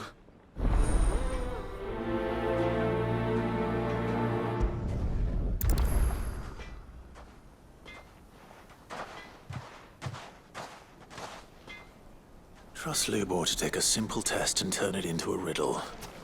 I'd better get to it. The finest fabric! Yes, they're quite soft. Welcome, sir. What can I do you for? A question, if you don't mind. I need to know what makes a good carving knife. You a blacksmith or something? Something, I suppose. Fair enough. Knives, is it? First and foremost, it's got to hold an edge. Most knives will make it through fat, no problem, but sinew dulls cheap steel in no time. Give me a blade which can slice through anything that crosses my chopping block, and I'm a happy woman. So a knife that stays sharp. Makes sense.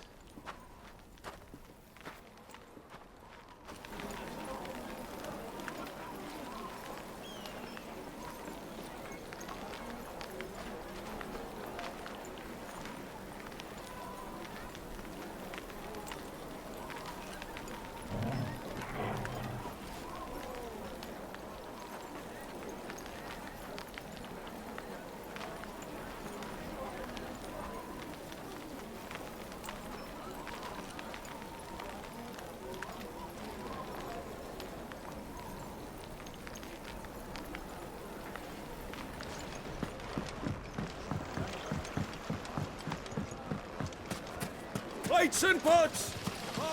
Everything I've worked for. All those years of toil. Every coin I've ever earned is tied up in this place. Are you all right? The baths are closed. Leave me be. On second thought, perhaps you are just what I need. Might your services be for hire? That depends on the job. I'd have you save my business, the baths. The water's turned scalding hot and all the crystals in Dalimil wouldn't be enough to cool it. I've no doubt that my woes stem from the water's source. But I can't go and investigate for fear of my customers thinking I've abandoned the place. I'm bound to these baths in more ways than one. I beg of you. Go to Dusnov Terraces.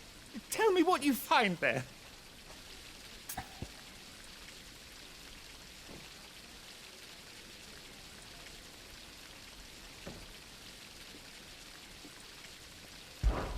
All right.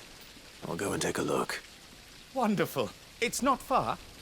Leave the market by the south gate. The smell of sulphur will guide you the rest of the way. These baths are all that keep me from an ignoble end in a debtor's prison. My livelihood, my very life, is at stake.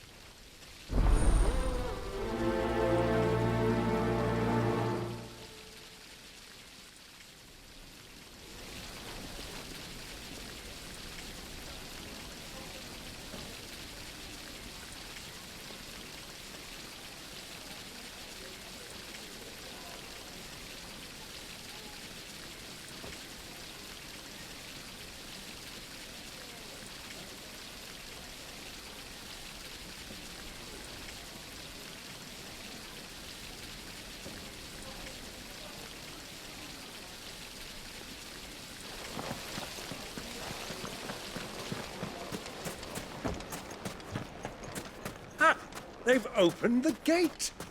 Lubor was true to his word.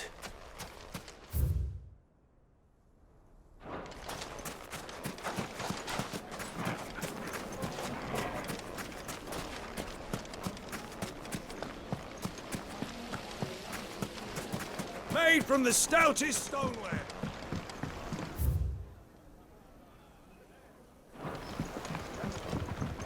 Kneaded to a silken softness. Take a sniff, It would sir. make a fine gift. Is it true what I'm hearing?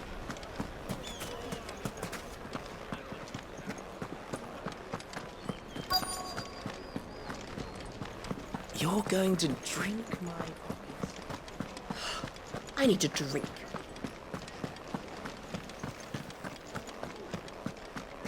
Fucking men of the wrong. Anytime they pull their snouts up fuckers' trophies. If you can't even fill my cup, Well, we can make our way back to the Fang now, at least.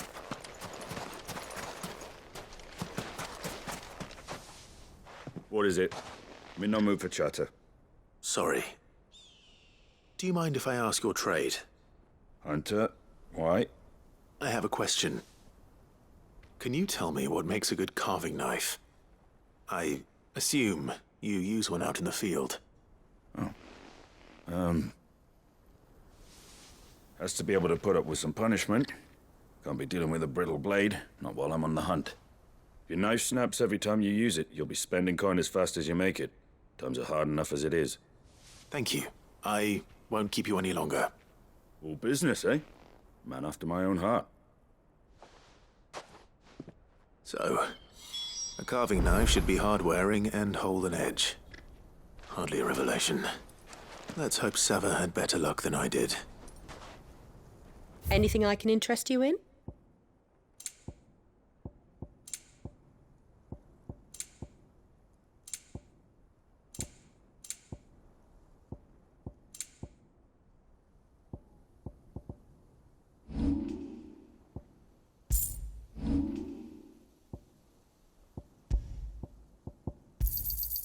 Here you are. An excellent choice. My thanks. Finally, we'll be able to get what's owed us. Sweet incense. What's candle? Just look at the plates and pots. fresh bread, warm from the oven. Yes, they're quite salty.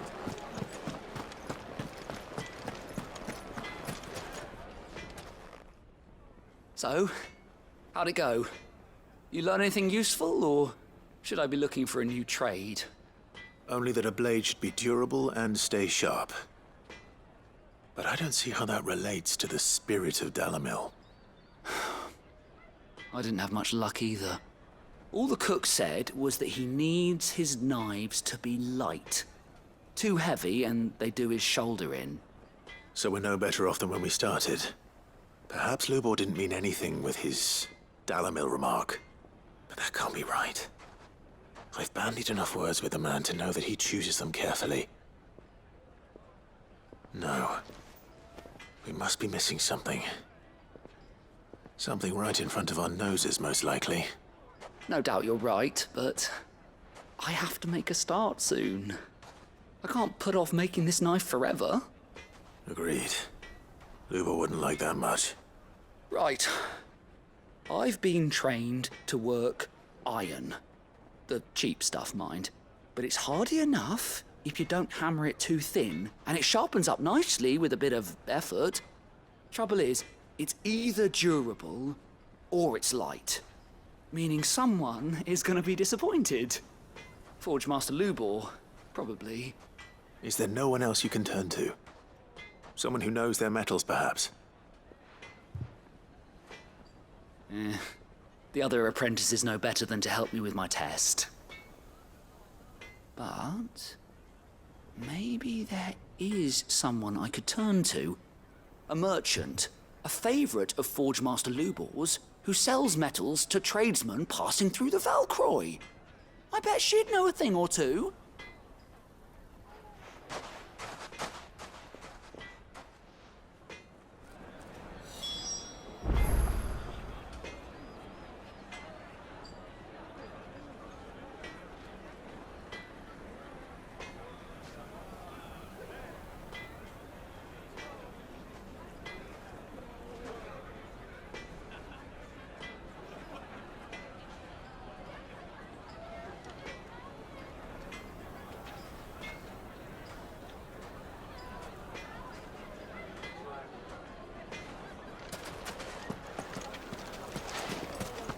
Is it true what I'm hearing?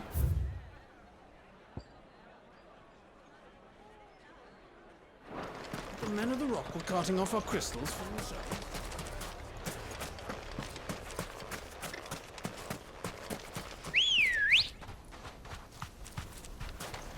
Ready, go?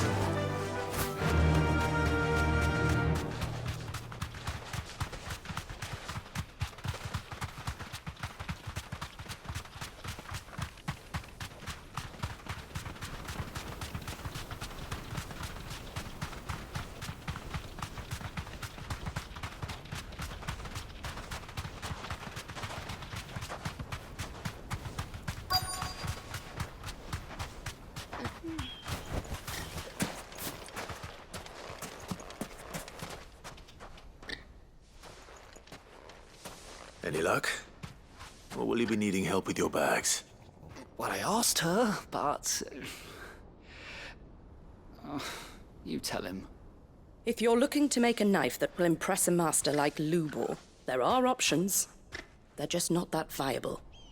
Featherlight adamantite knives will get passed from generation to generation, never needing so much as a lick of the whetstone. But adamantite ore is unique to ash, so it doesn't come cheap. And it's beyond my skill to handle. Unique to ash. Are there any materials unique to Dalimil? Something which could be mixed with iron to refine it. Make it lighter. What are you getting at? You said that Lubor trained you to work iron. Then that's what he'll expect you to use. But he would have known that it would either be too heavy or too brittle for a carving knife. Perhaps his Dalimil remark wasn't a riddle, but a hint. If it's cheap metal you're using, then there's always limestone, I suppose. Folk first settled Dalimil to get at her mineral deposits. And, if you know the trick, it can be melted down in the furnace to drive out impurities from low-quality iron. Bloody hell! That must be it! I don't suppose you know the trick, do you? It's hardly my speciality, but I've been around enough blacksmiths to know how it works. Looks like I've got some learning to do. Clive, I hate to ask after all that you've done for me, but... The limestone? Fine. I can hardly abandon you now. Besides, I want to know if this is the answer to Lubor's little riddle. I can't thank you enough, Clive. You'll have no trouble finding limestone over in the terraces. The place is bloody made of it. Then I suppose I'll meet you back at the forge. Right you are. I'll see you shortly. So, do you crush it up, or just throw it in the furnace?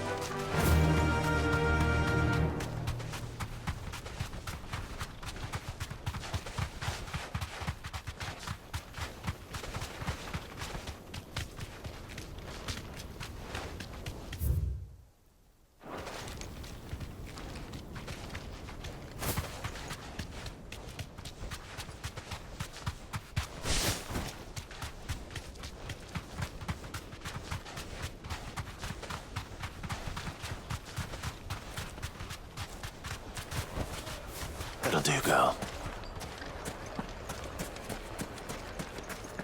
Is it true what I'm hearing? The finest It fabric. would make a fine. The juiciest meat from Greens. Made from the stoutest stoneware. Silver platters. Hanging lanterns. Keep the darkness. Finally, we'll be able to get what's owed us. We should get going soon. Do you have water? Ah, I'm not too late. What is it, Lubor? A question that I neglected to ask earlier. Where is it that you're bound? To Drake's Fang. To finish Hugo Kupka. Just as I thought. Then allow me to share a secret. Drake's Fang is currently riddled with royalists. Talmeki and Walud are allies, and as you've seen, their soldiers work hand in glove. But no nation has ever before allowed a foreign army to make a barracks of its holiest of holies. Not by choice, at least. And there's more. A man on the inside of the Fang has failed to report for several days. I fear there may be more trouble lying in wait for you on the road ahead. Isn't there always? If you're determined to beard the lion's den, then promise me one thing. That you will enter via the mines, where the guard is lightest. I've lost one Cid already. If I lose another, people will start to think me careless. I don't plan on dying.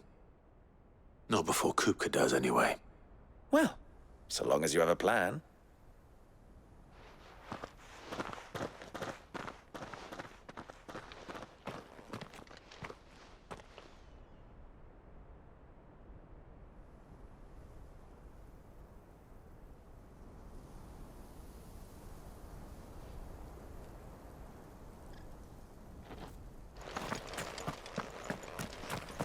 Drake's Fang should be just beyond these springs. Shall we press on?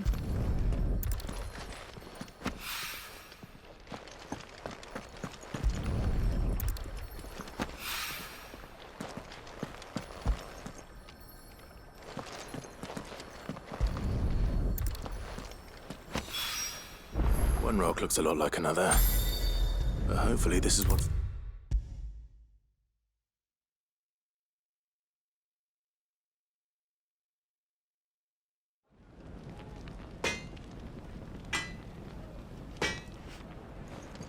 I wasn't sure how much you'd need, but I hope this is enough.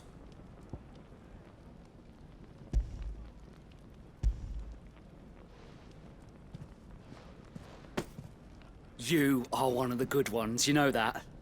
You and that merchant both, she's got quite a gift for teaching that one.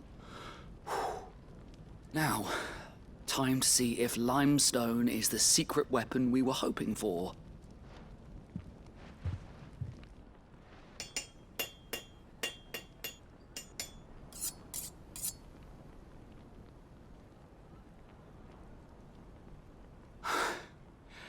That'll do, I reckon. A knife forged from the very rocks of Dalimil. Her spirit, if you will. It's a fine-looking blade. I only hope Master Lubor agrees. That sounds like my cue. And just as well. I was getting tired of waiting. I'm sorry, Forge Master Lubor. Let's take a look then, shall we? First things first, Sava, do you think this is a carving knife worthy of the fine people of Dalimil? I'd like to think so. But what do you think? What do I think indeed? It's sharp-ish, but it won't last long with hard use. And it's heavy, heavier than it should be. You might not think it just to hold it for a moment, but sell that to a cook and you'll never hear the end of it. It looks like someone paid a visit to the terraces. The limestone was a step in the right direction, granted, but one that still leaves you short of the mark. And I was so certain I had it all worked out. I don't know who you found to teach you that little trick, but it certainly shows initiative. Next question. How much do you think I would charge if I'd made this? Well, if it took you even a fraction of the time it took me, I would say you could demand a heavy purse. And who would be able to pay that? The butcher? The hunter? The cooks over at the inn? Dalimil is home to humble traders, not wealthy lords and ladies. Rule number 1 in any business, Sava: know your customers. Yes, Forge Master. This is just about passable. But only just. I'd say you're worth keeping around a little longer. Starting tomorrow, you'll have an anvil of your own. I will. Thank you. I was wondering,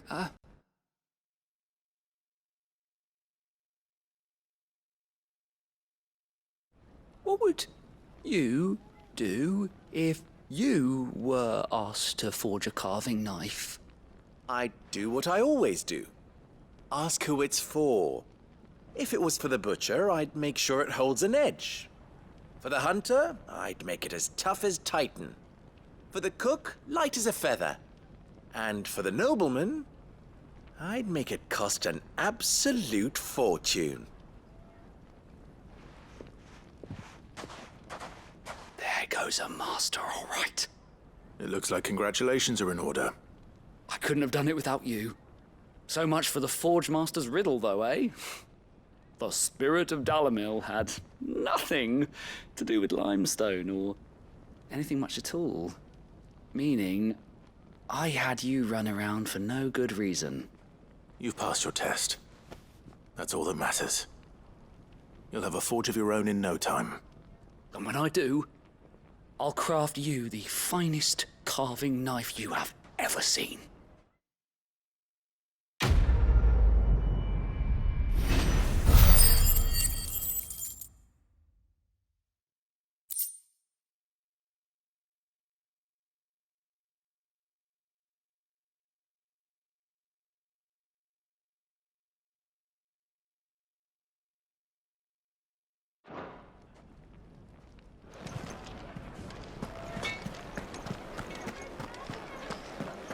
The finest fabric! Take a sniff, good sir.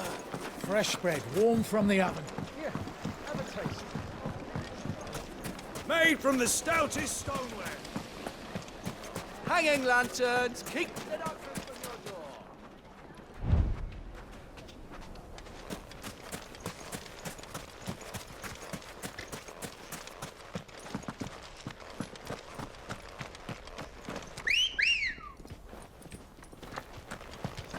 Come on.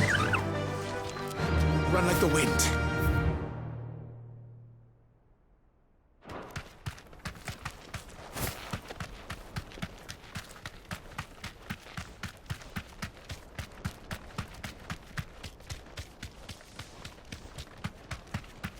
What the hell are those things?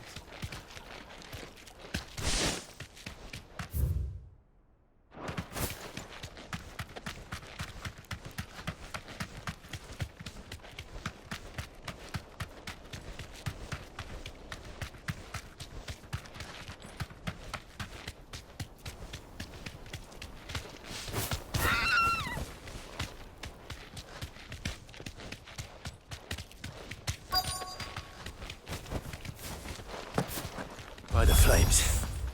That explains the heat.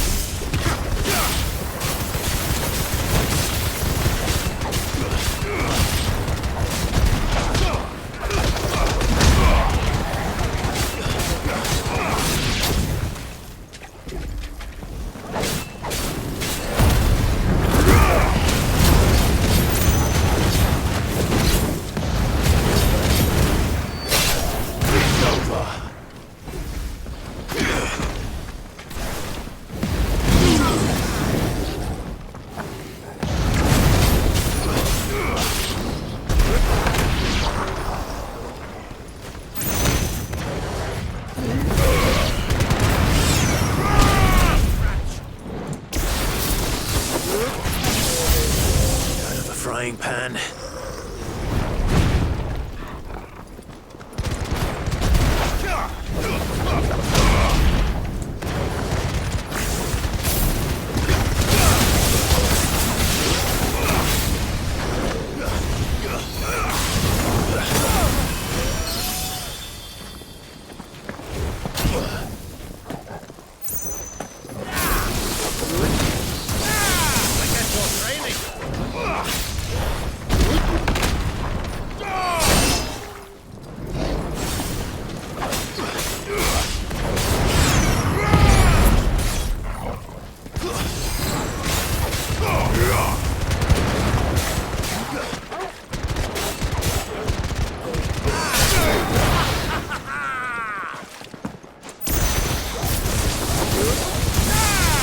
The next one's mine!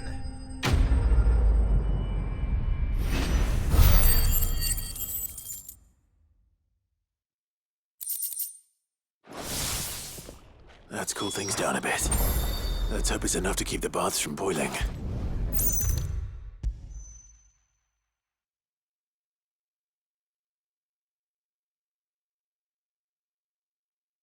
There he is.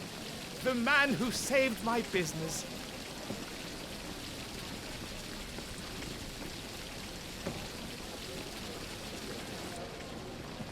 I was hoping we'd be seeing you again. The baths grow more bearable by the moment.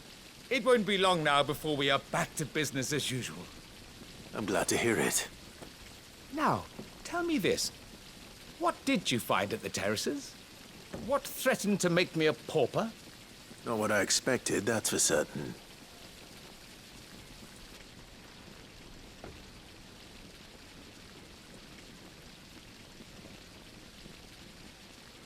You tell a fine story. That's not to say I don't believe you, though. Creatures made of flame, eh? That's something new to worry about. But I burdened you with my worries enough already. Here, a small something by way of thanks. Right. It's high time I got back to work. With a little luck, the day might yet be salvaged.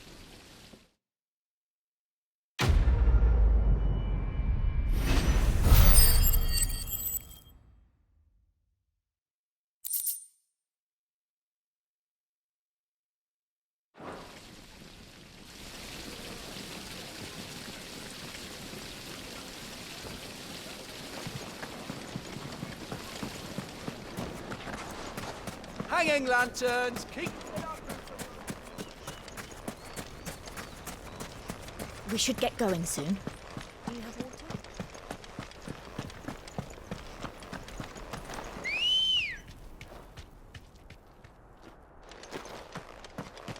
Let's go. Faster!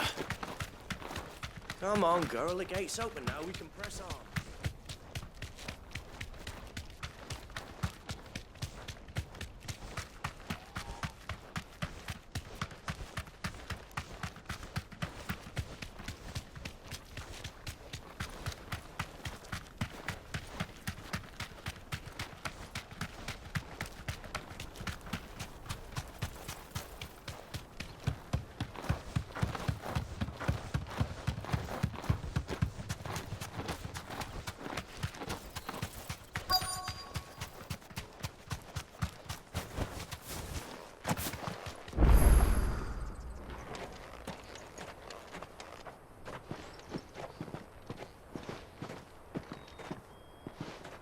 There it is. Drake's Fang.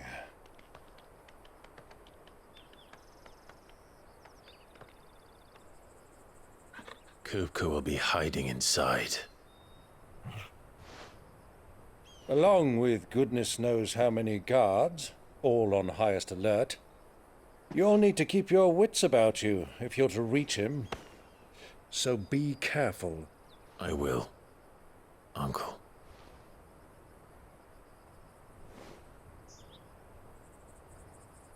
Before you go, Clive, allow me to apologize.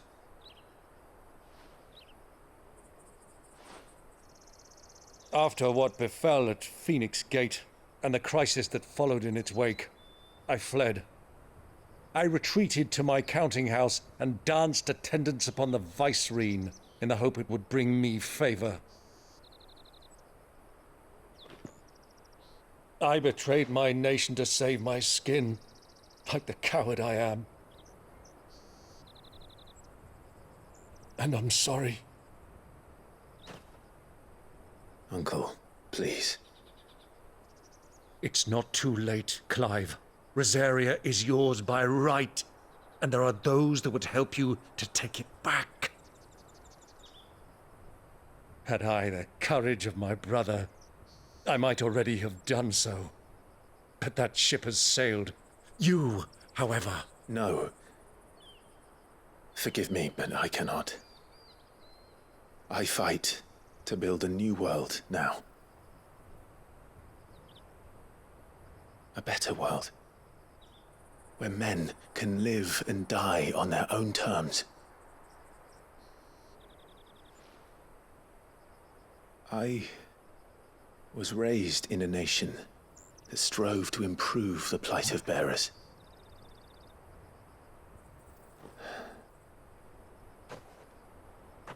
Only later did I realize that spark of freedom did not arise by chance, but was kindled by my father. You would see me follow in his footsteps. And that is exactly what I mean to do. Not by ruling Rosaria, but by extending his ideals to the whole of the twins. Though every soul in the realm may judge my actions heresy, I am certain my cause is just.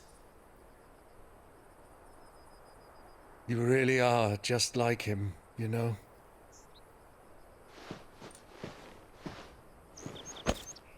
Thank you, Clive, for coming back to me. I am proud to call you nephew.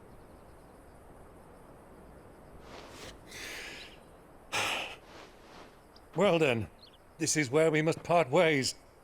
Wish me luck in convincing my Canvarian friend to share his considerable talents.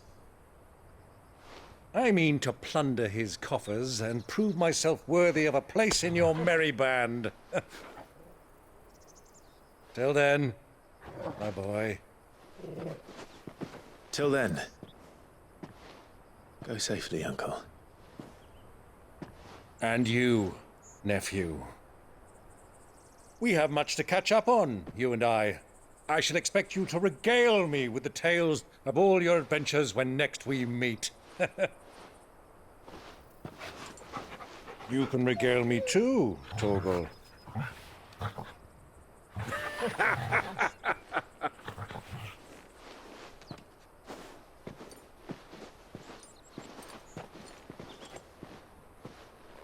I'm coming for you, Kupka.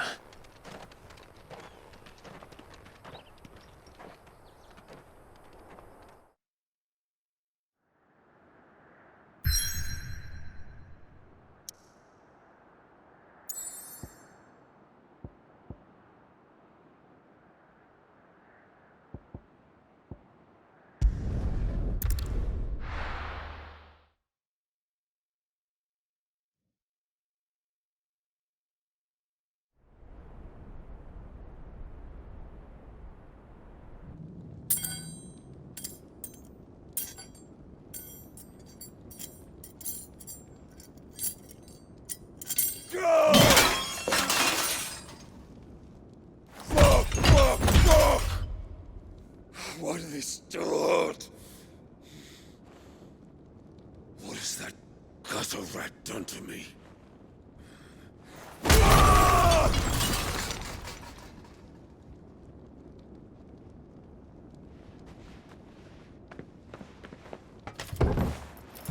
Out of my sight, witch! I'll kill you, Rosfield! I'll rip out your heart! I'll tear you limb from limb! Peace, Hugo. The table shan't hurt you any longer. He sought to humiliate me. Me! If you hadn't interfered, he would be dead! You truly believe you would have triumphed had the battle continued? Titan would have ground him into dust! And how would he have done that without his head? Shut up! You weren't strong enough, and you call yourself a dominant. Or rather, you did. You mock me, Harbert.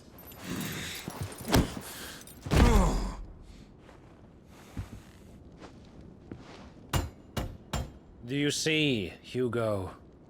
You are weak. Fuck! But so long as that fire burns within you, there is still hope. There may yet be a way for you to take your revenge. Tell me, what must I do? Please, I'll do anything. Just tell me.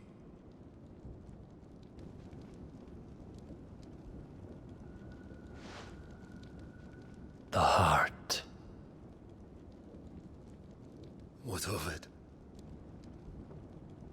A Mother Crystal's heart is the most concentrated source of ether in all creation.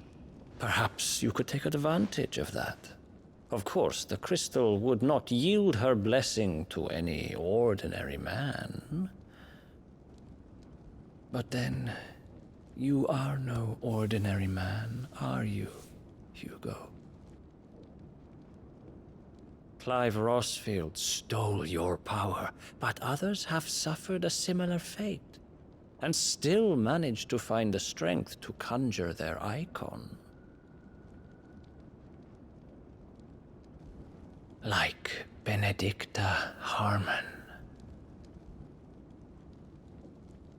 She too drank of the ether and gained a power beyond human understanding.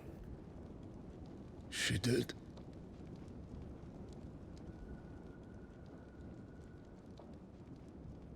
Benedicta. Benedicta.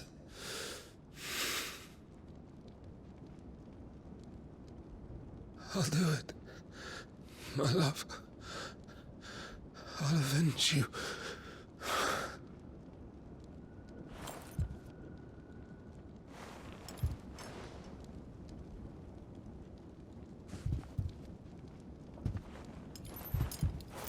Run along now, Hugo.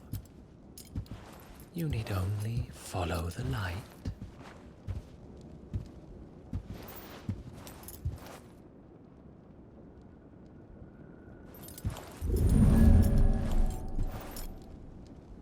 Muthos is here.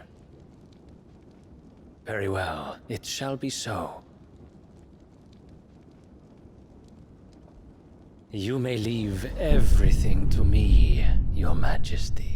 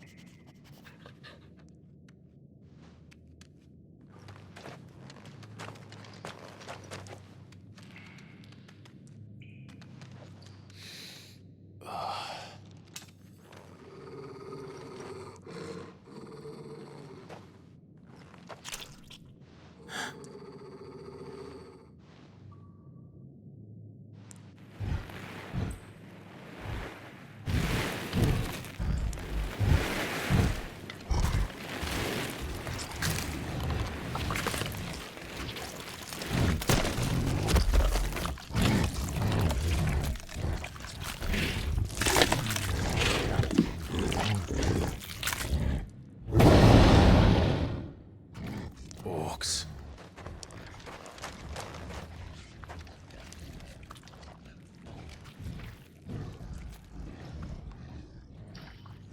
Did the Royalists bring them from Ash?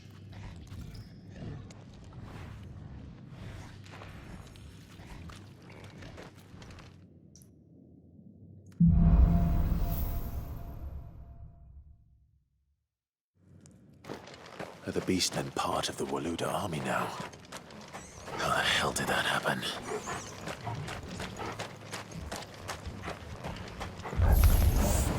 They've spotted us. With me, Tumal.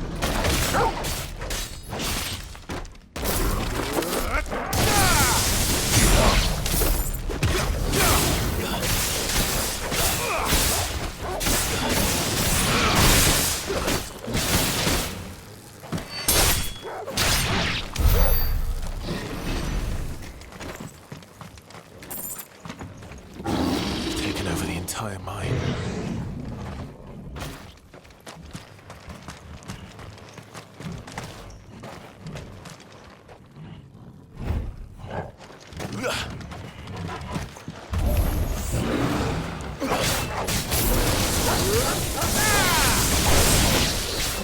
Titan!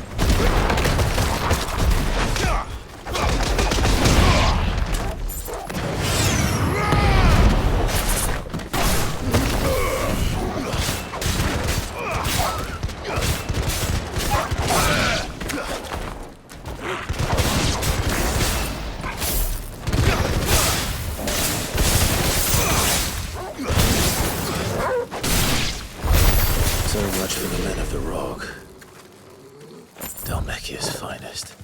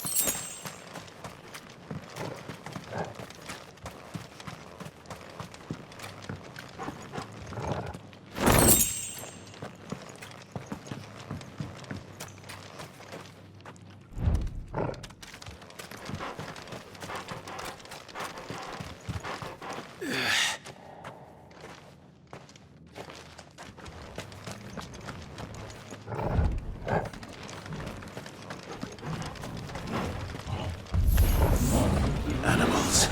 You should never have left Ash.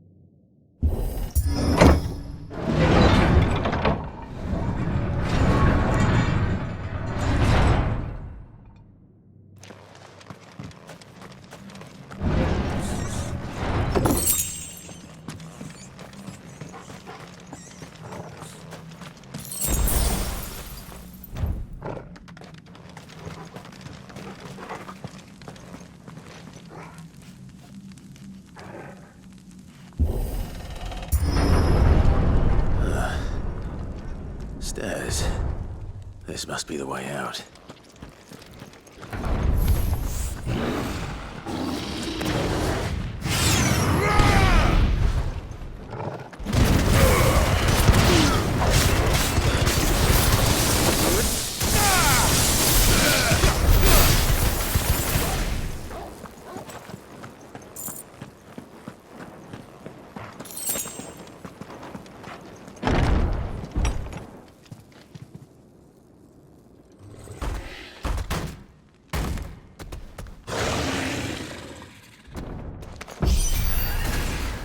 Sneaking past this one. How did it get in here?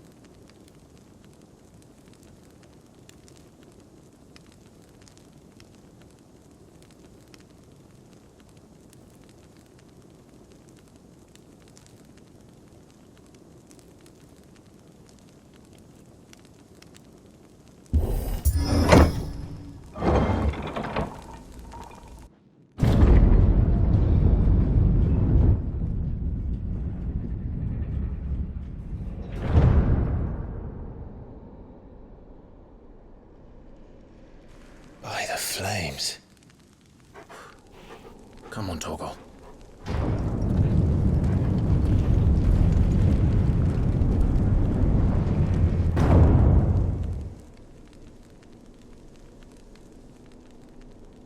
Kupka never did do things by halves. As if taking the Mother Crystal for his own wasn't enough. He had to build his castle in it.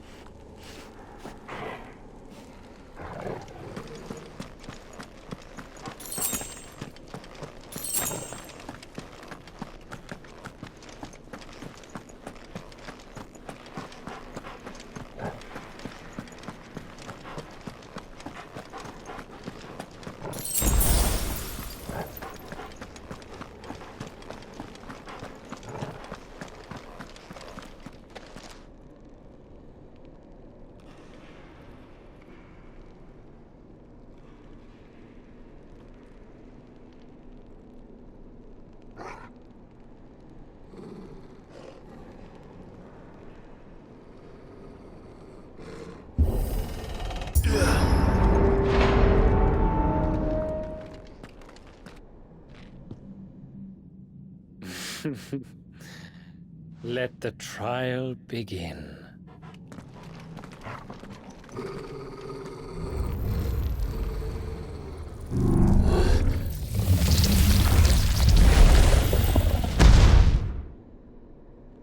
What the hell? With me, Thor.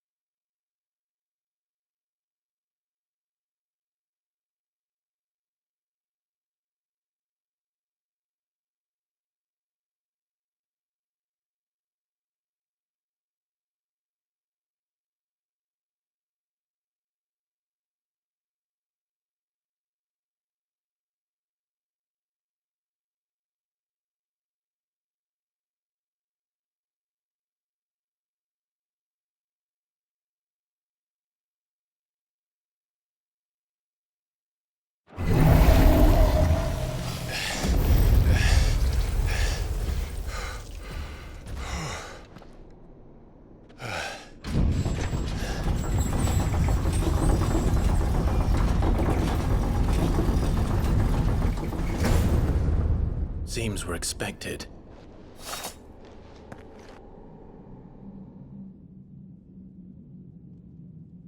So this is the power of Muthos.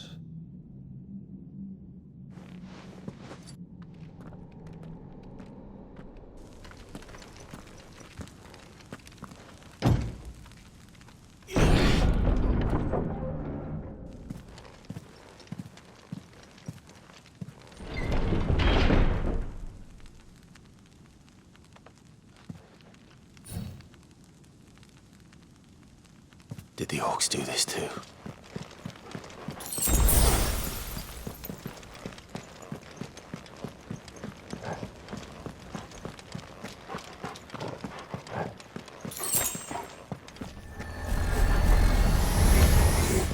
More of them.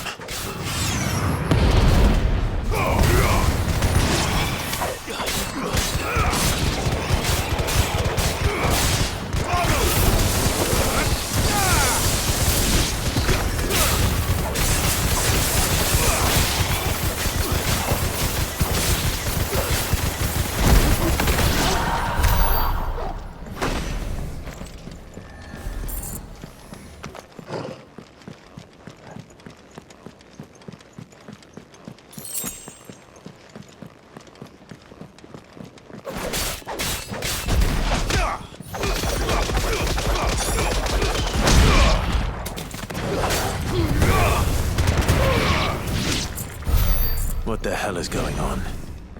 Are these things here for me? Or for him?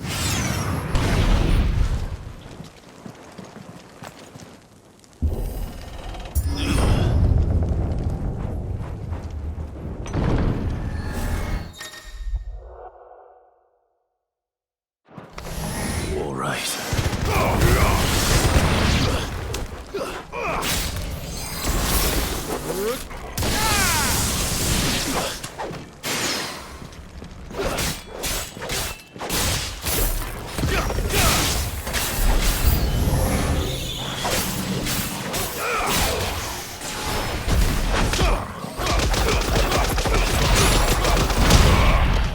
Stay down!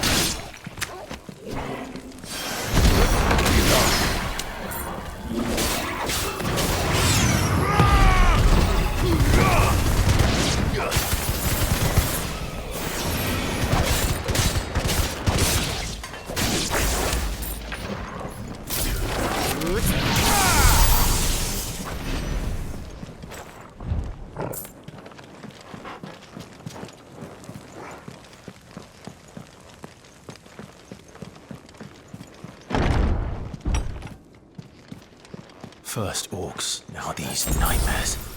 Is this your doing, Ultima?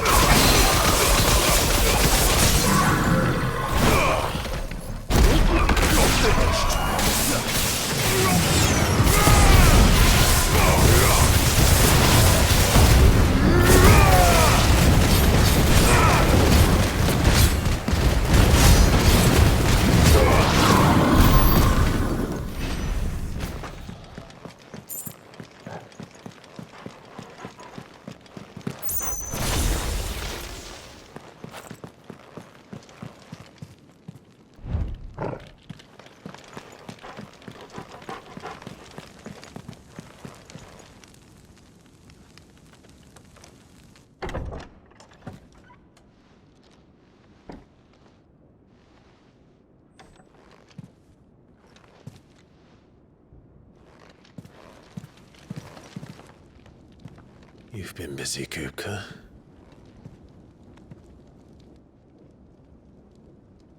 But where did you go?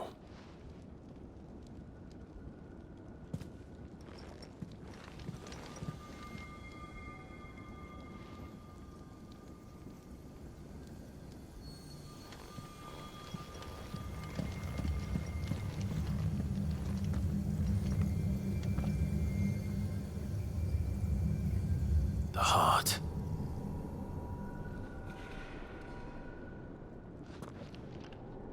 He's in the sanctuary.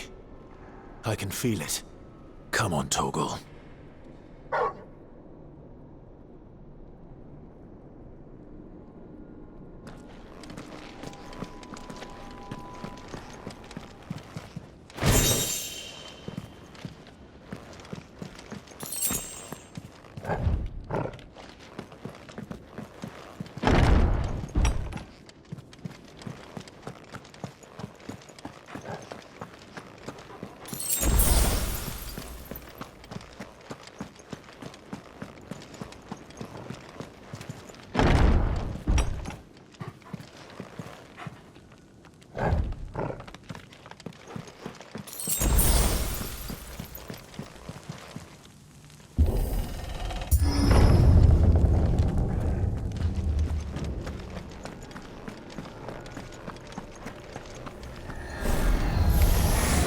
Just what I needed.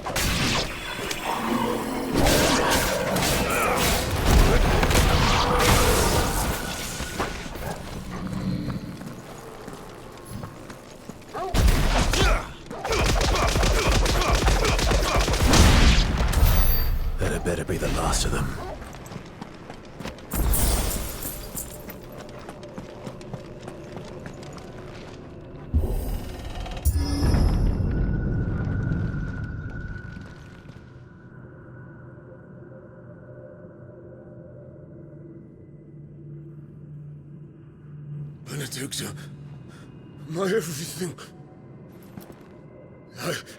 I've missed you so much. Kuka!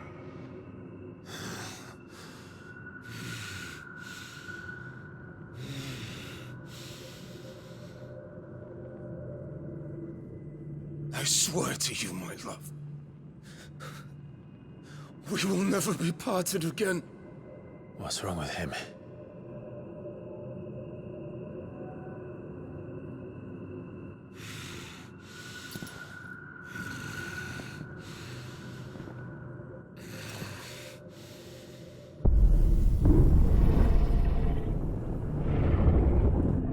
You get away from her!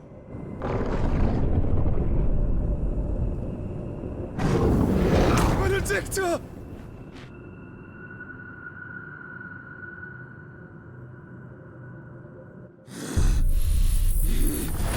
I'll kill you, Roswell! What?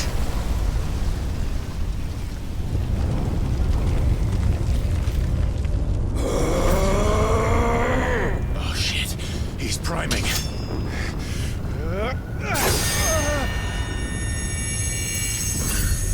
No, not now.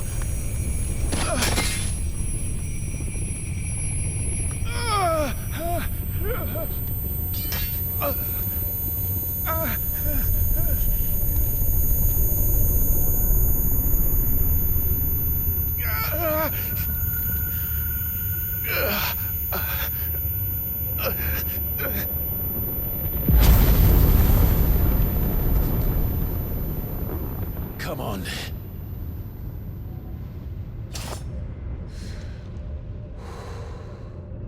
Find him. You've done this before. You can do it again. Let the flames burn within you. No. Let them burn without. Come to me, Ifrit!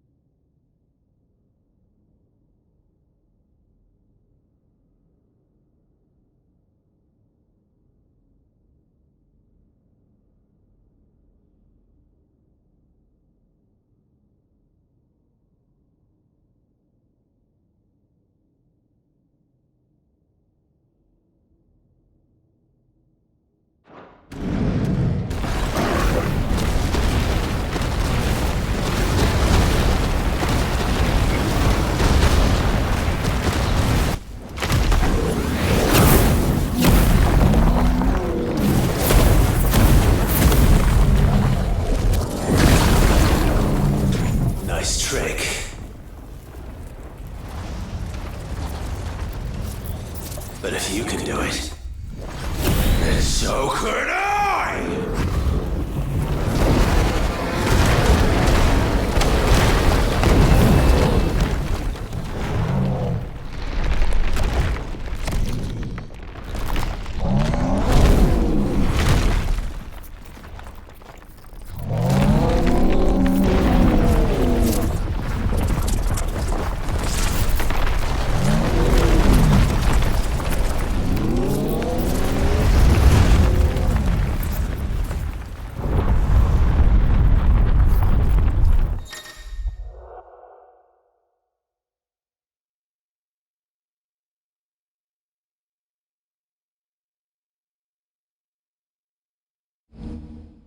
Let's give this a try. Not bad.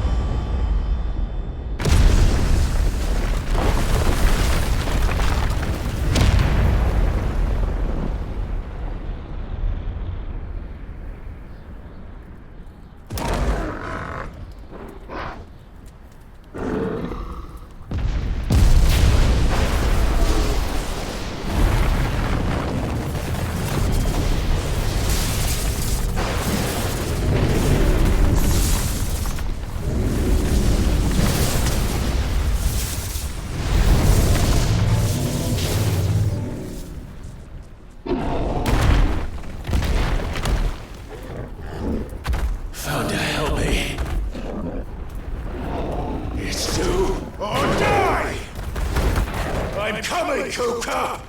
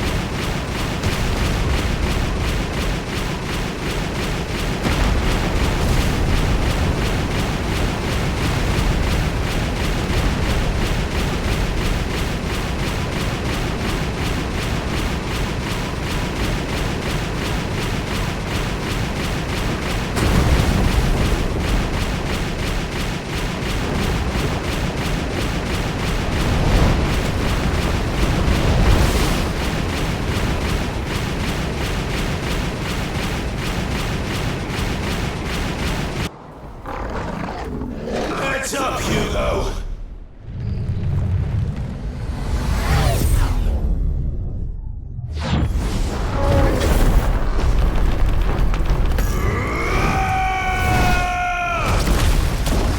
Your time is past! And this game is over!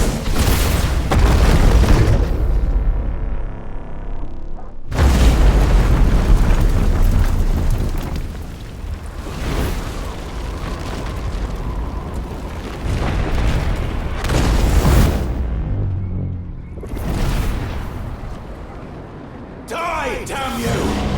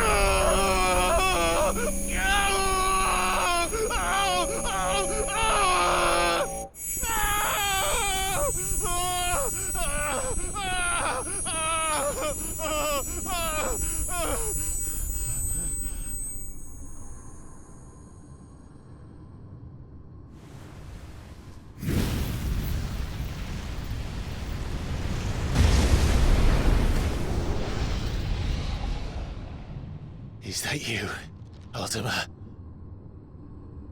What do you want? Your soul is tainted with worthless human will, yet your thirst for power remains undiminished. With every sip you take, you grow in strength, and soon you shall achieve perfection. I don't know what you're talking about. You will accept us, Mythos. It is inevitable. You were created for this purpose, and you shall serve it. Never!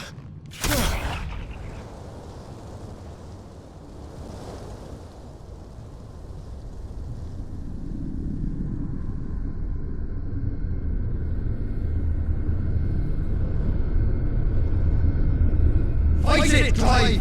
Don't let him in! Consciousness. We see now. Human will is so insubstantial it cannot exist in isolation. You mitigate its weakness by interweaving it with your consciousness. We believed we had merely to purge you of your will to claim our vessel. It appears we first have to sever every thread of the consciousness that supports it. No matter. The time to build a new world is not yet upon us. We will contemplate.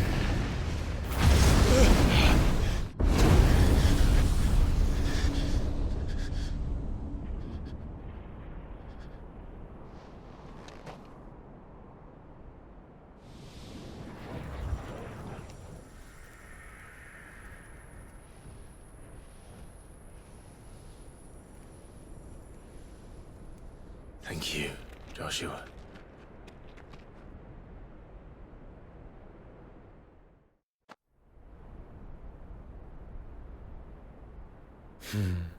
One can no more command the power of ether by drowning in its flood than one can constrain the tides by standing in the sea.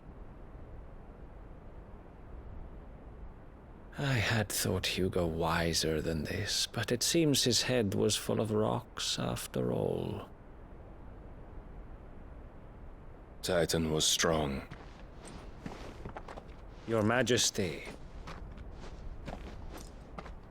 But Mythos is stronger. For 5 years, that man lived only for revenge. Clinging fast to a fiction even as it swept him into the abyss.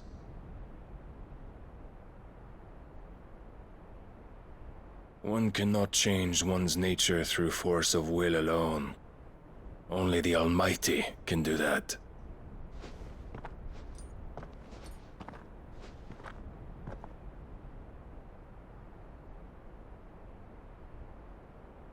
Hugo Kupka, the man who gave his life for a woman's head.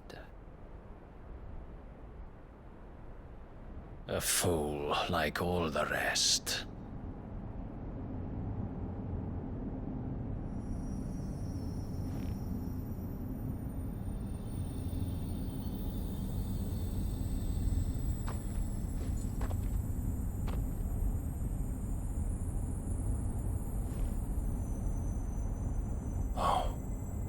That the death of a mother crystal should be so beautiful.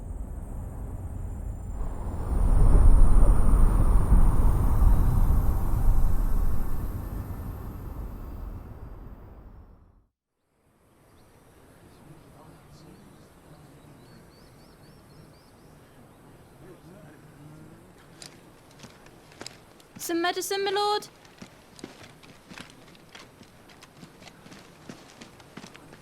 I have salves, potions, anything you need. Stop bothering me, urchin, or you'll feel the back of my hand.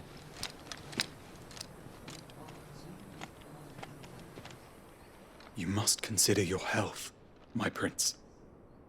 If a show of force is needed to keep the Dalmex at bay, you may trust in your dragoons. I beg you to call on Bahamut only as a last resort. His strength comes at too great a cost. The Empire agreed to an armistice with the Republic, and yet the Emperor still plots its ruin. For now, the Dalmex suspect nothing, and as long as I can hold their gaze, war need not be inevitable. But more than that, Bahamut is the champion of the Empire. When our people look to the heavens, the sight of him gives them hope.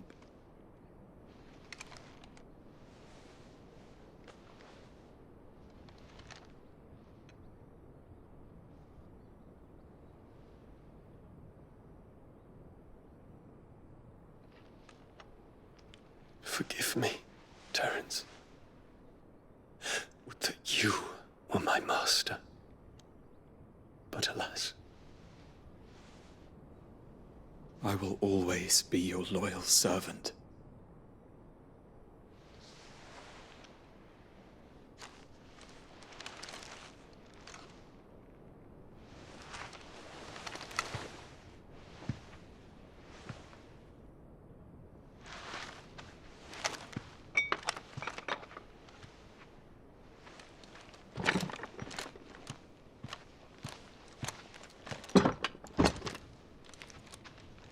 Should the Council's brazen maneuvering prompt the Republic to tear up their own treaty and launch a new assault, our soldiers would advance to meet them, cutting across the Central Isles, but not in time to prevent their forces from breaching the southern defenses and storming Twinside. And so the capital would become a battlefield. Thousands of innocents would die. I cannot allow that to happen. There is one small mercy, at least. You will not be forced to do battle with Titan.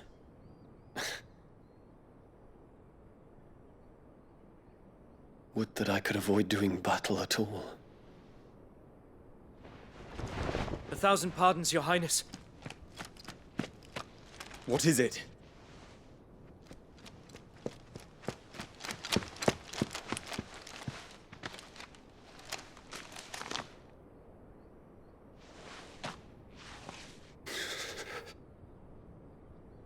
Olivier has been made Emperor. What is the meaning of this? My father's orders. What were they? Quickly! Yes, Your Highness. His Radiance requests that Your Highness maintain position here and... Gah!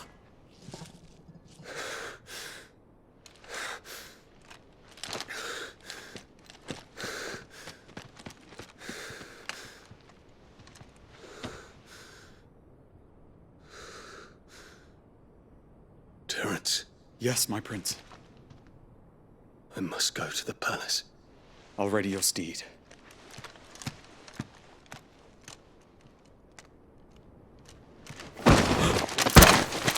What is it now?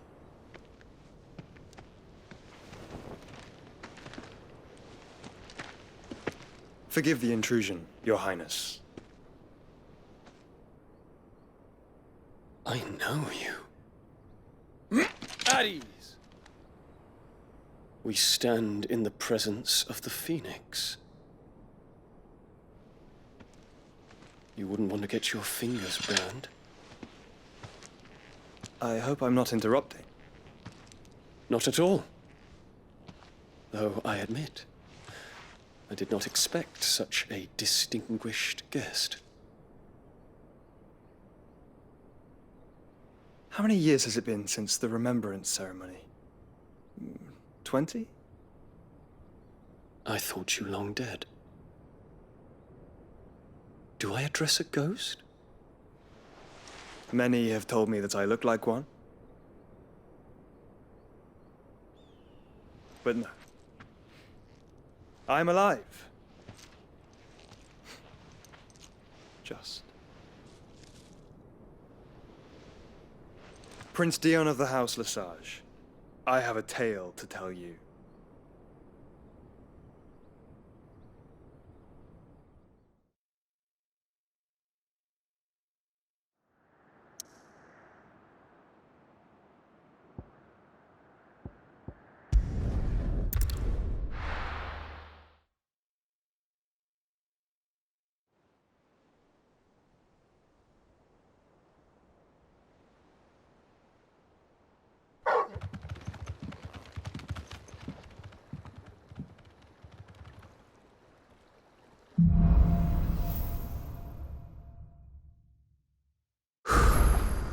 mind betting? Give Otto the good news. Welcome home, Sid.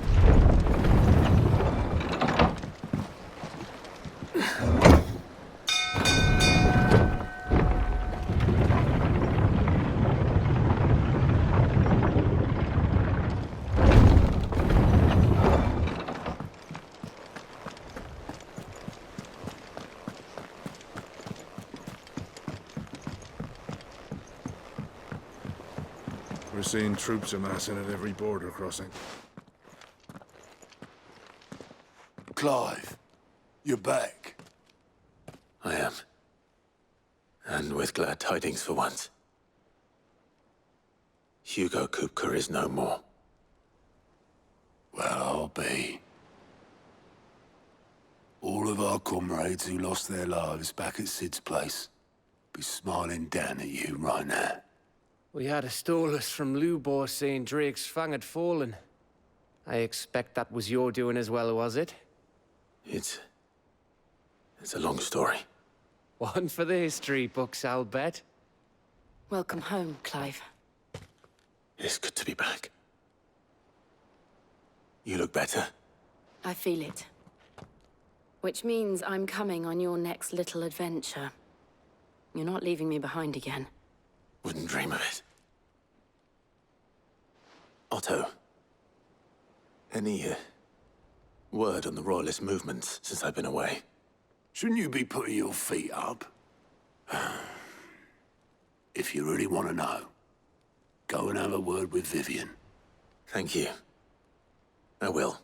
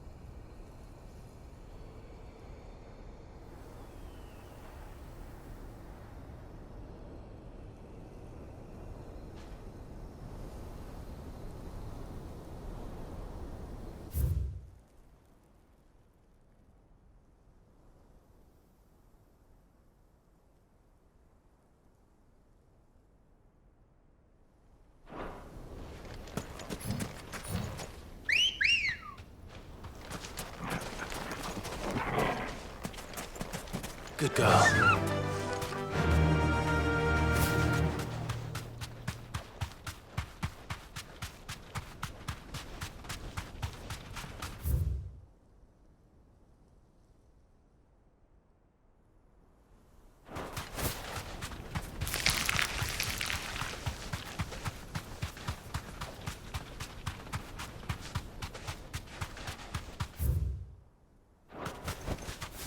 journey to ride from here.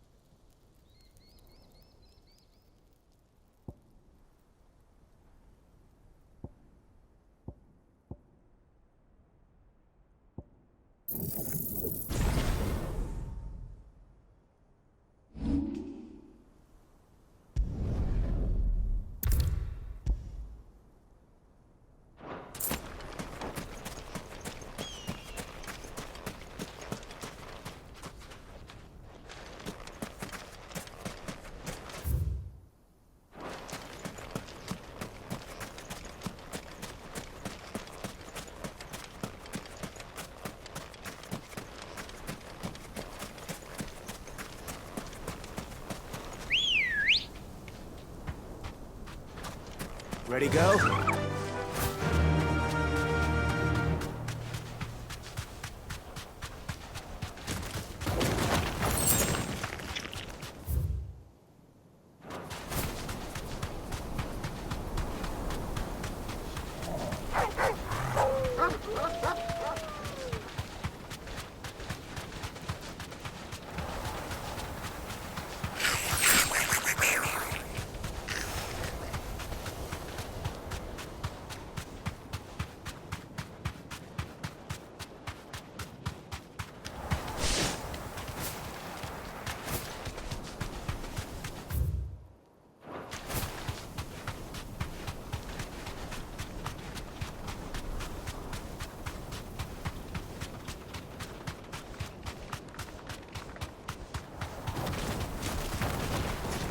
All right.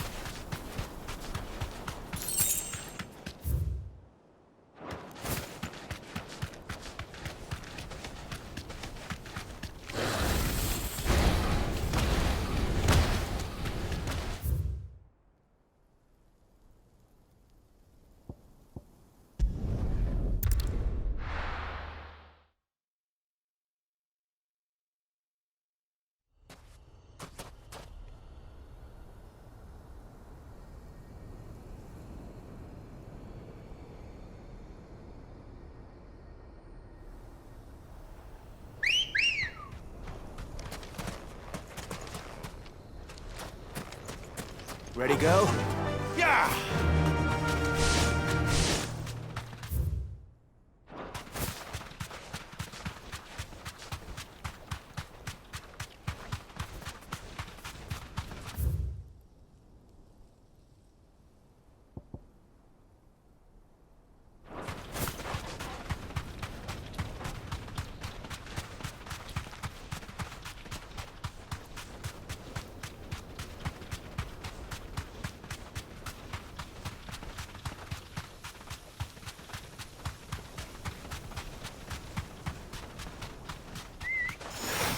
Damn vultures.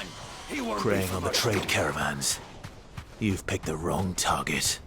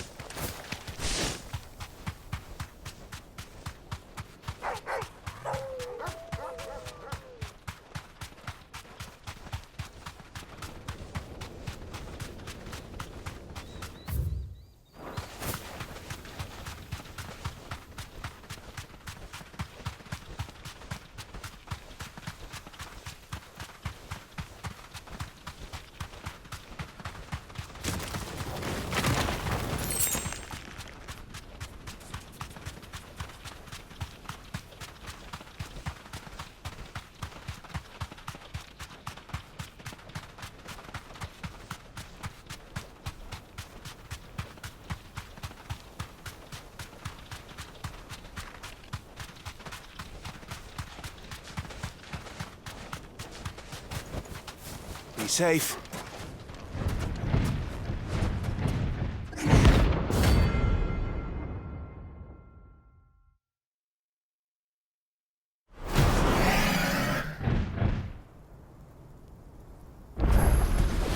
Well, Clive, looks like you're gonna need an even bigger sword.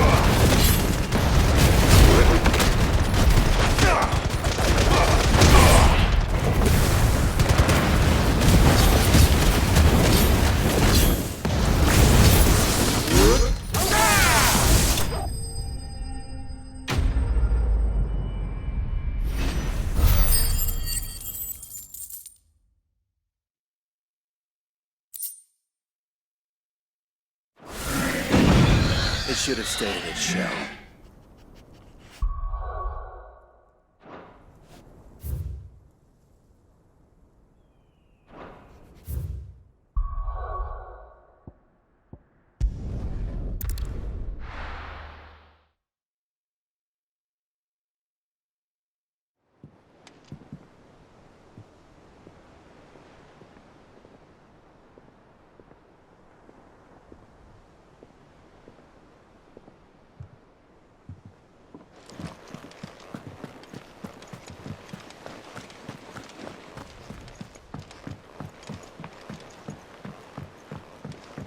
We're seeing troops amassing at every border.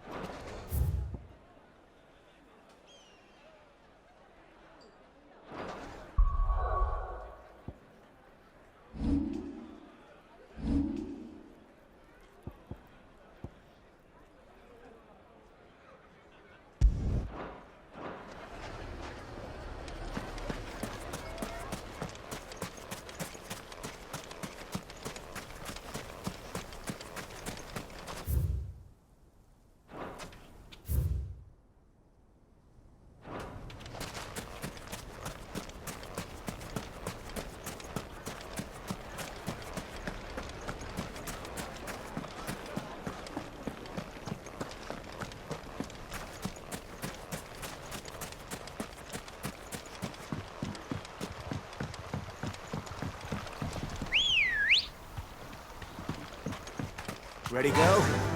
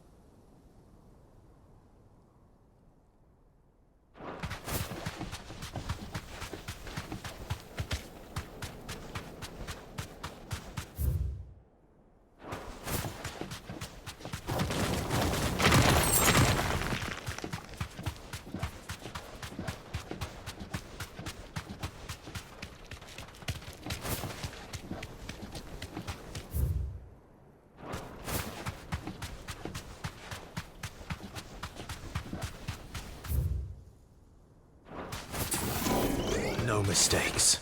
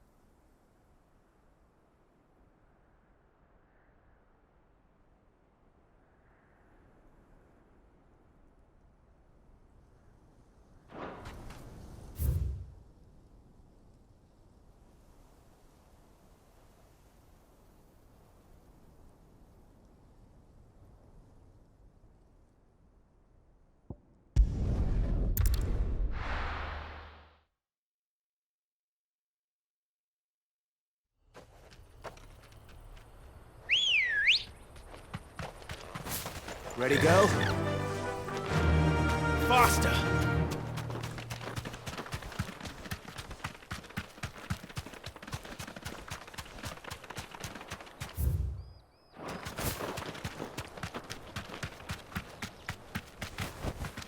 Thanks, girl.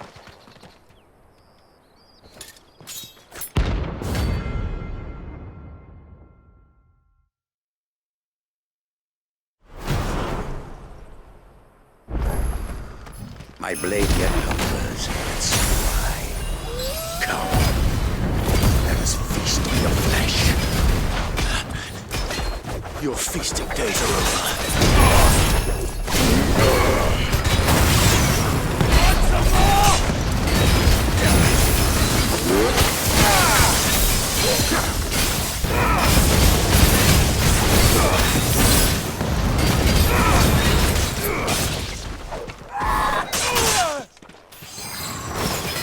I'll drink your blood!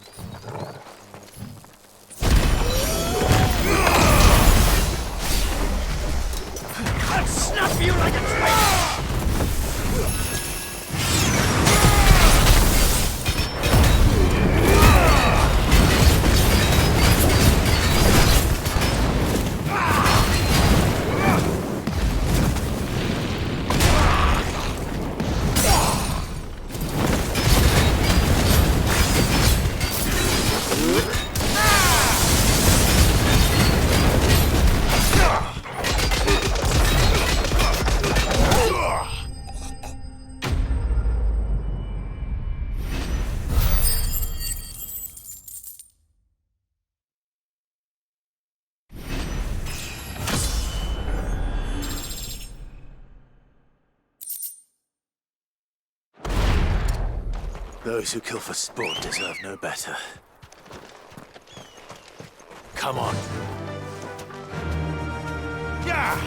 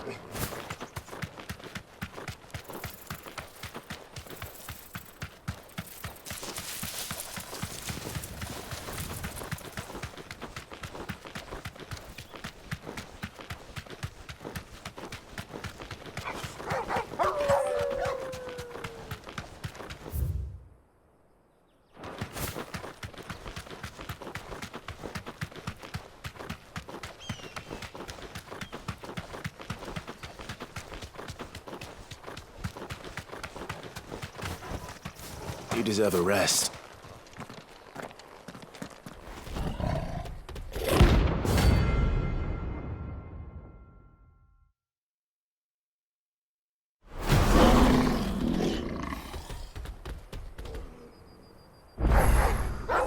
Playtime for the pack, is it? Let me introduce you to mine.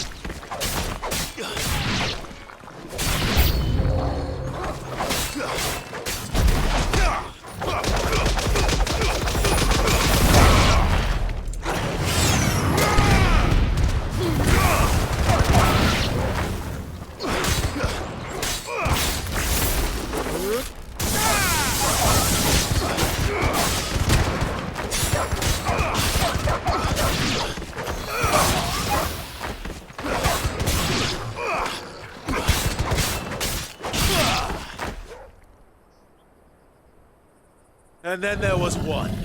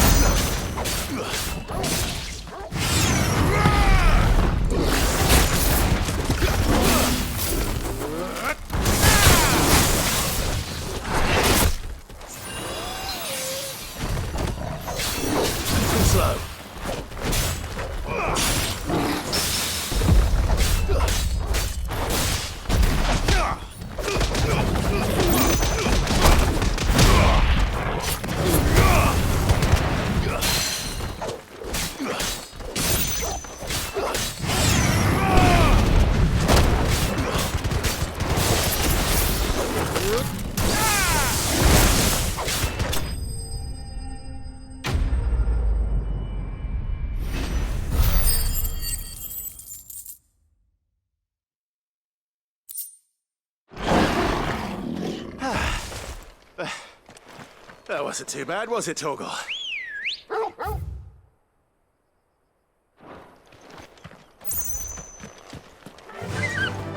Fly, Ambrosia.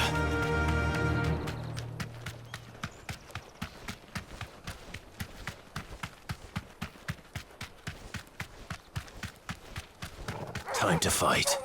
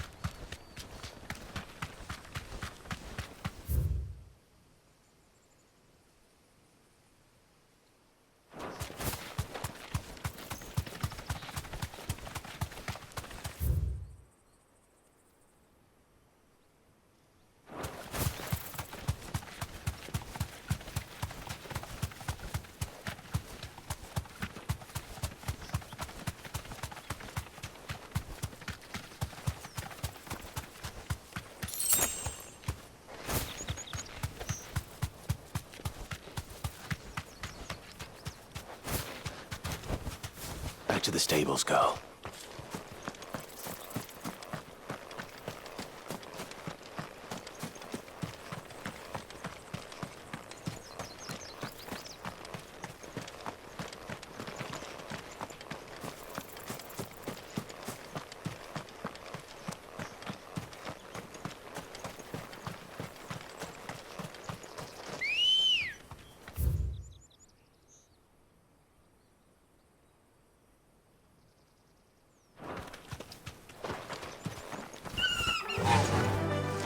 Run like the wind. Time to fight.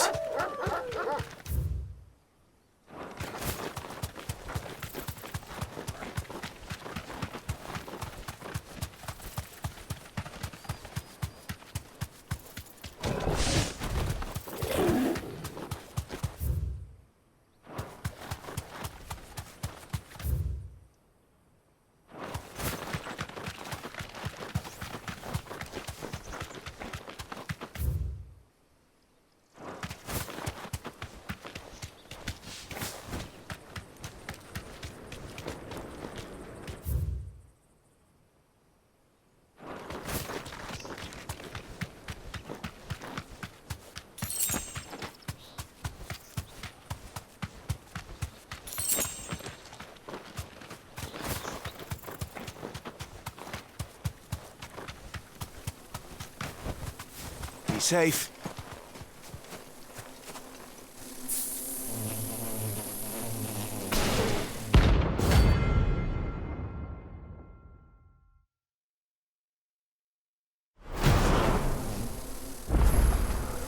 They don't look happy.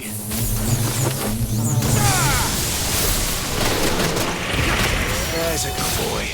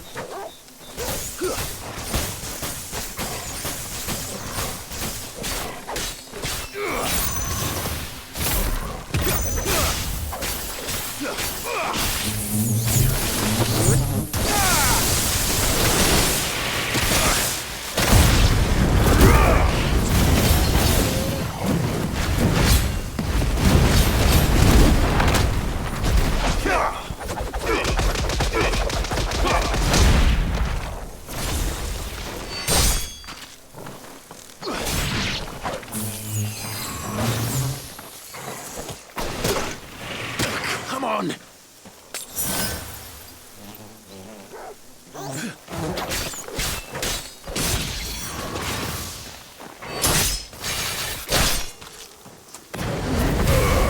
It's over!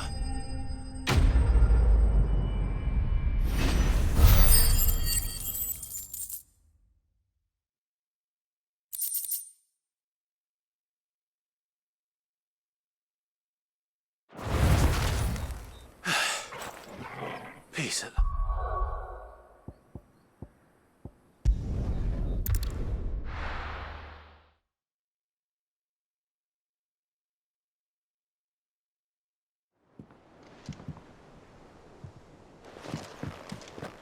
What became of Kupka?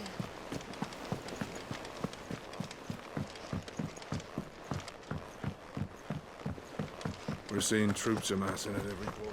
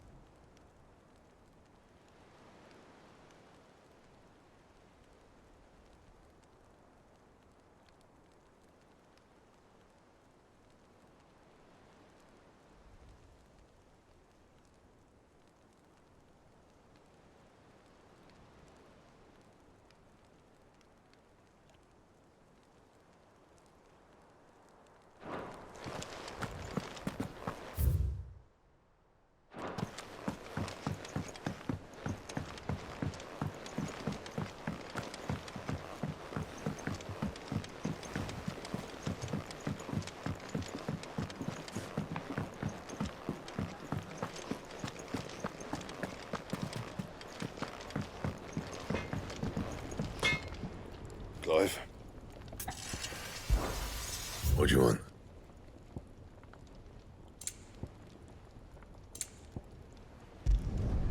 No scratches, all right?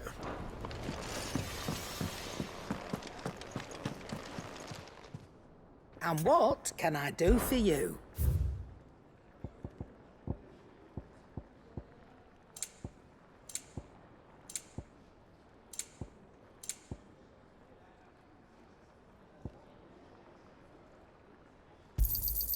It'd better all be here.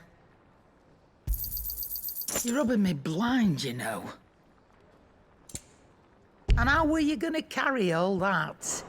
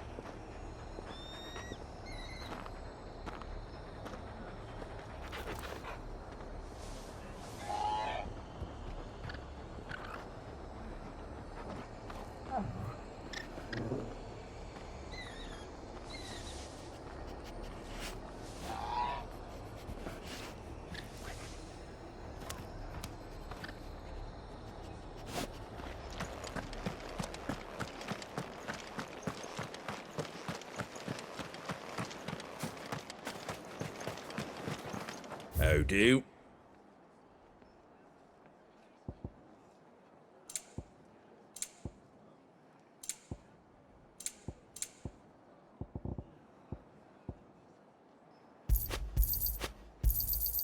Much obliged. Take care out there, eh?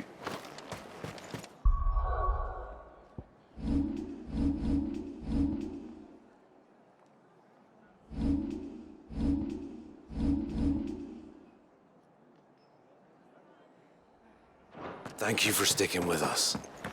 Well, can't Those of us exactly who leave are still her here alone have to look after everything after she's each done other. for us.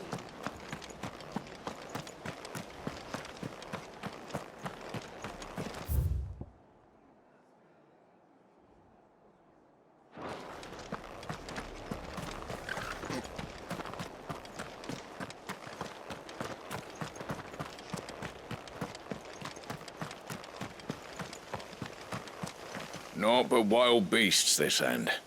All their twisted talons and gruesome maws used to turn my stomach. But that was before I heard about the Black Shields.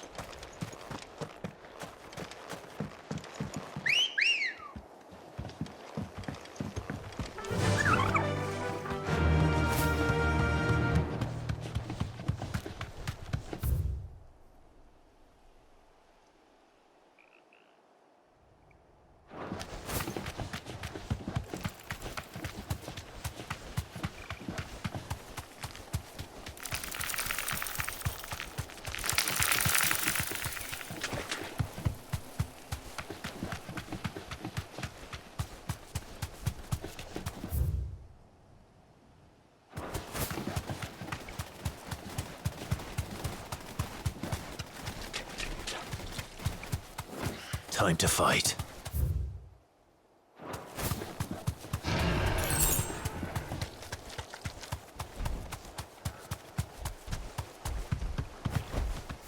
I can walk from here.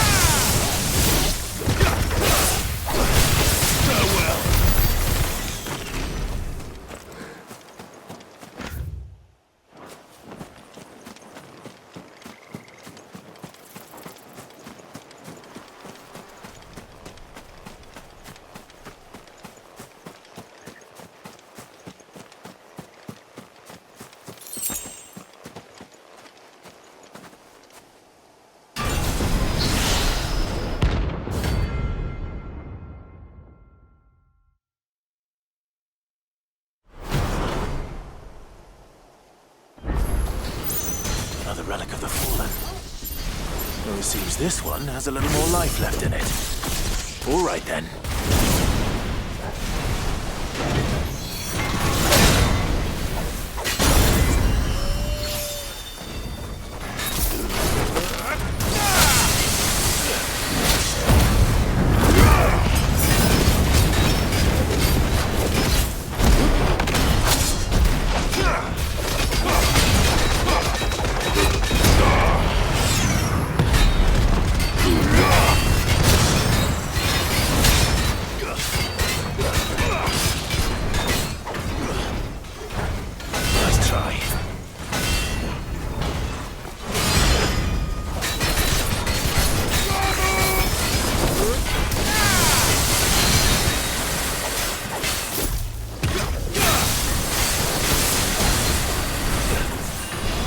Fine how.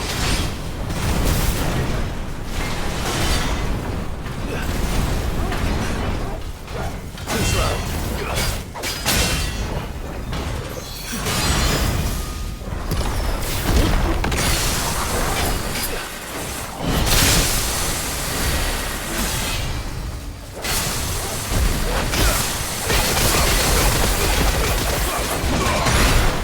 That's better.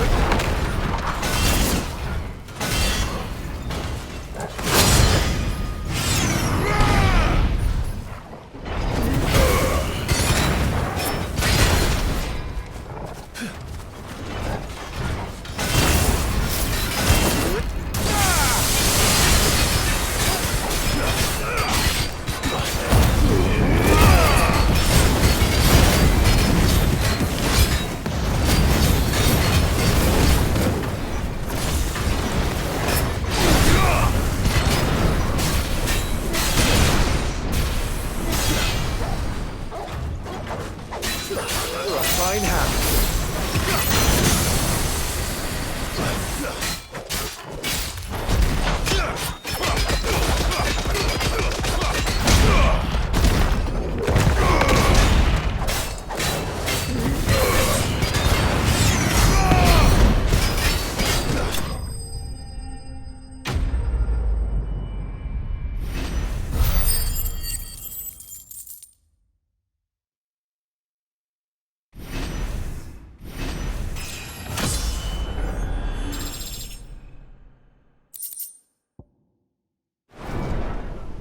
Back to sleep with you.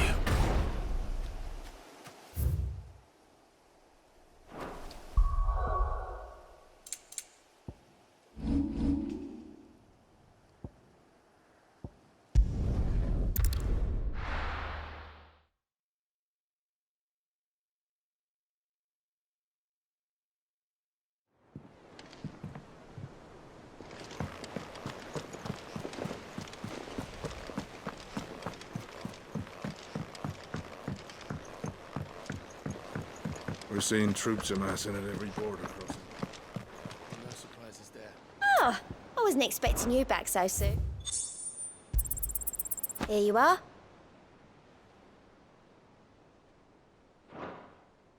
All done? Clive! Anything catch your eye? Always something, isn't there? How are you doing? Here you go. Seen enough?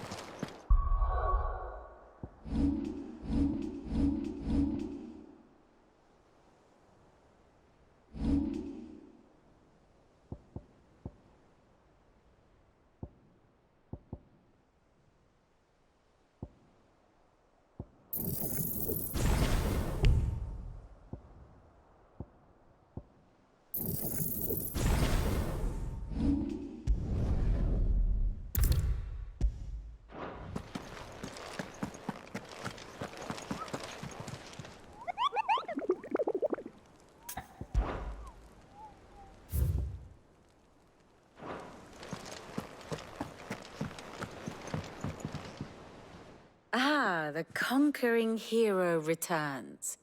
And with hardly a scratch on him. I may have picked up one or two. Well, the fact that you came straight to me instead of visiting our resident Physica suggests that you picked up something more important. A scent. The scent of Waludas. The very same. But whatever plans Kupka was hatching with the Royalists, he took them to his grave.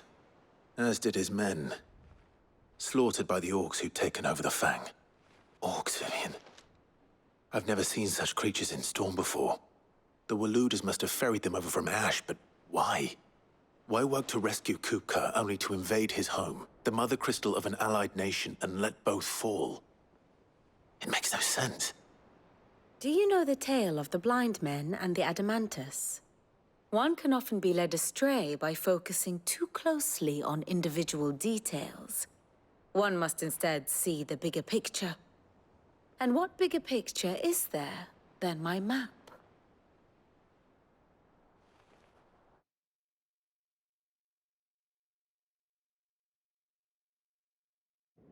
The Kingdom of Waloed claims dominion over all of Ash. It is a nation forged by the bloody conquest of Barnabas Tharm, the dominant of Odin. The Canvarian War of Independence in 849.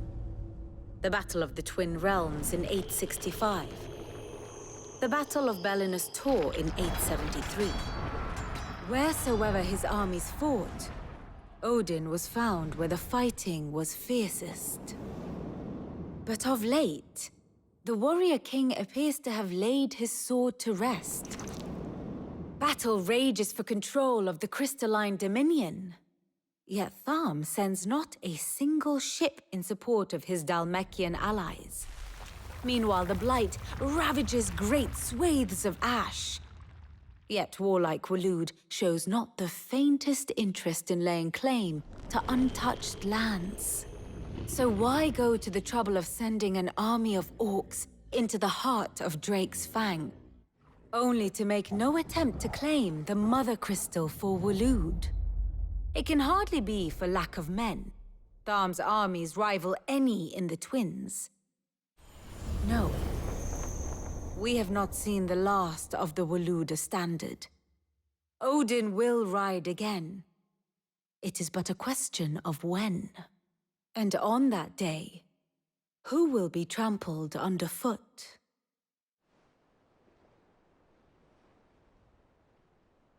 In summary, I know not to what end the Royalists betrayed Kupka. I know only that it is part of some broader scheme. A scheme tied to the ambitions of one man. King Barnabas. But there is no need to wallow in confusion. If one is to cure a sickness, one must first identify the symptoms. And your Lord Uncle has volunteered to do just that by keeping an eye on the Royalists' movements. He's really throwing himself into this. Indeed he is. Which means all that remains for us to do is await his reports. Well, not quite all in your case. The people of the Hideaway must hear the news. Justice has been done. Hugo Kupka is dead. The wounds he left that night are still raw, especially for those who lived with Sid the longest. Tell them that those wounds might finally begin to heal. Consider it the price of today's instruction. I've never known you to be sentimental. What can I say? I am only human. And we are, all of us, sentimental animals at heart. I suppose we are. Very well. I'll go and spread the word.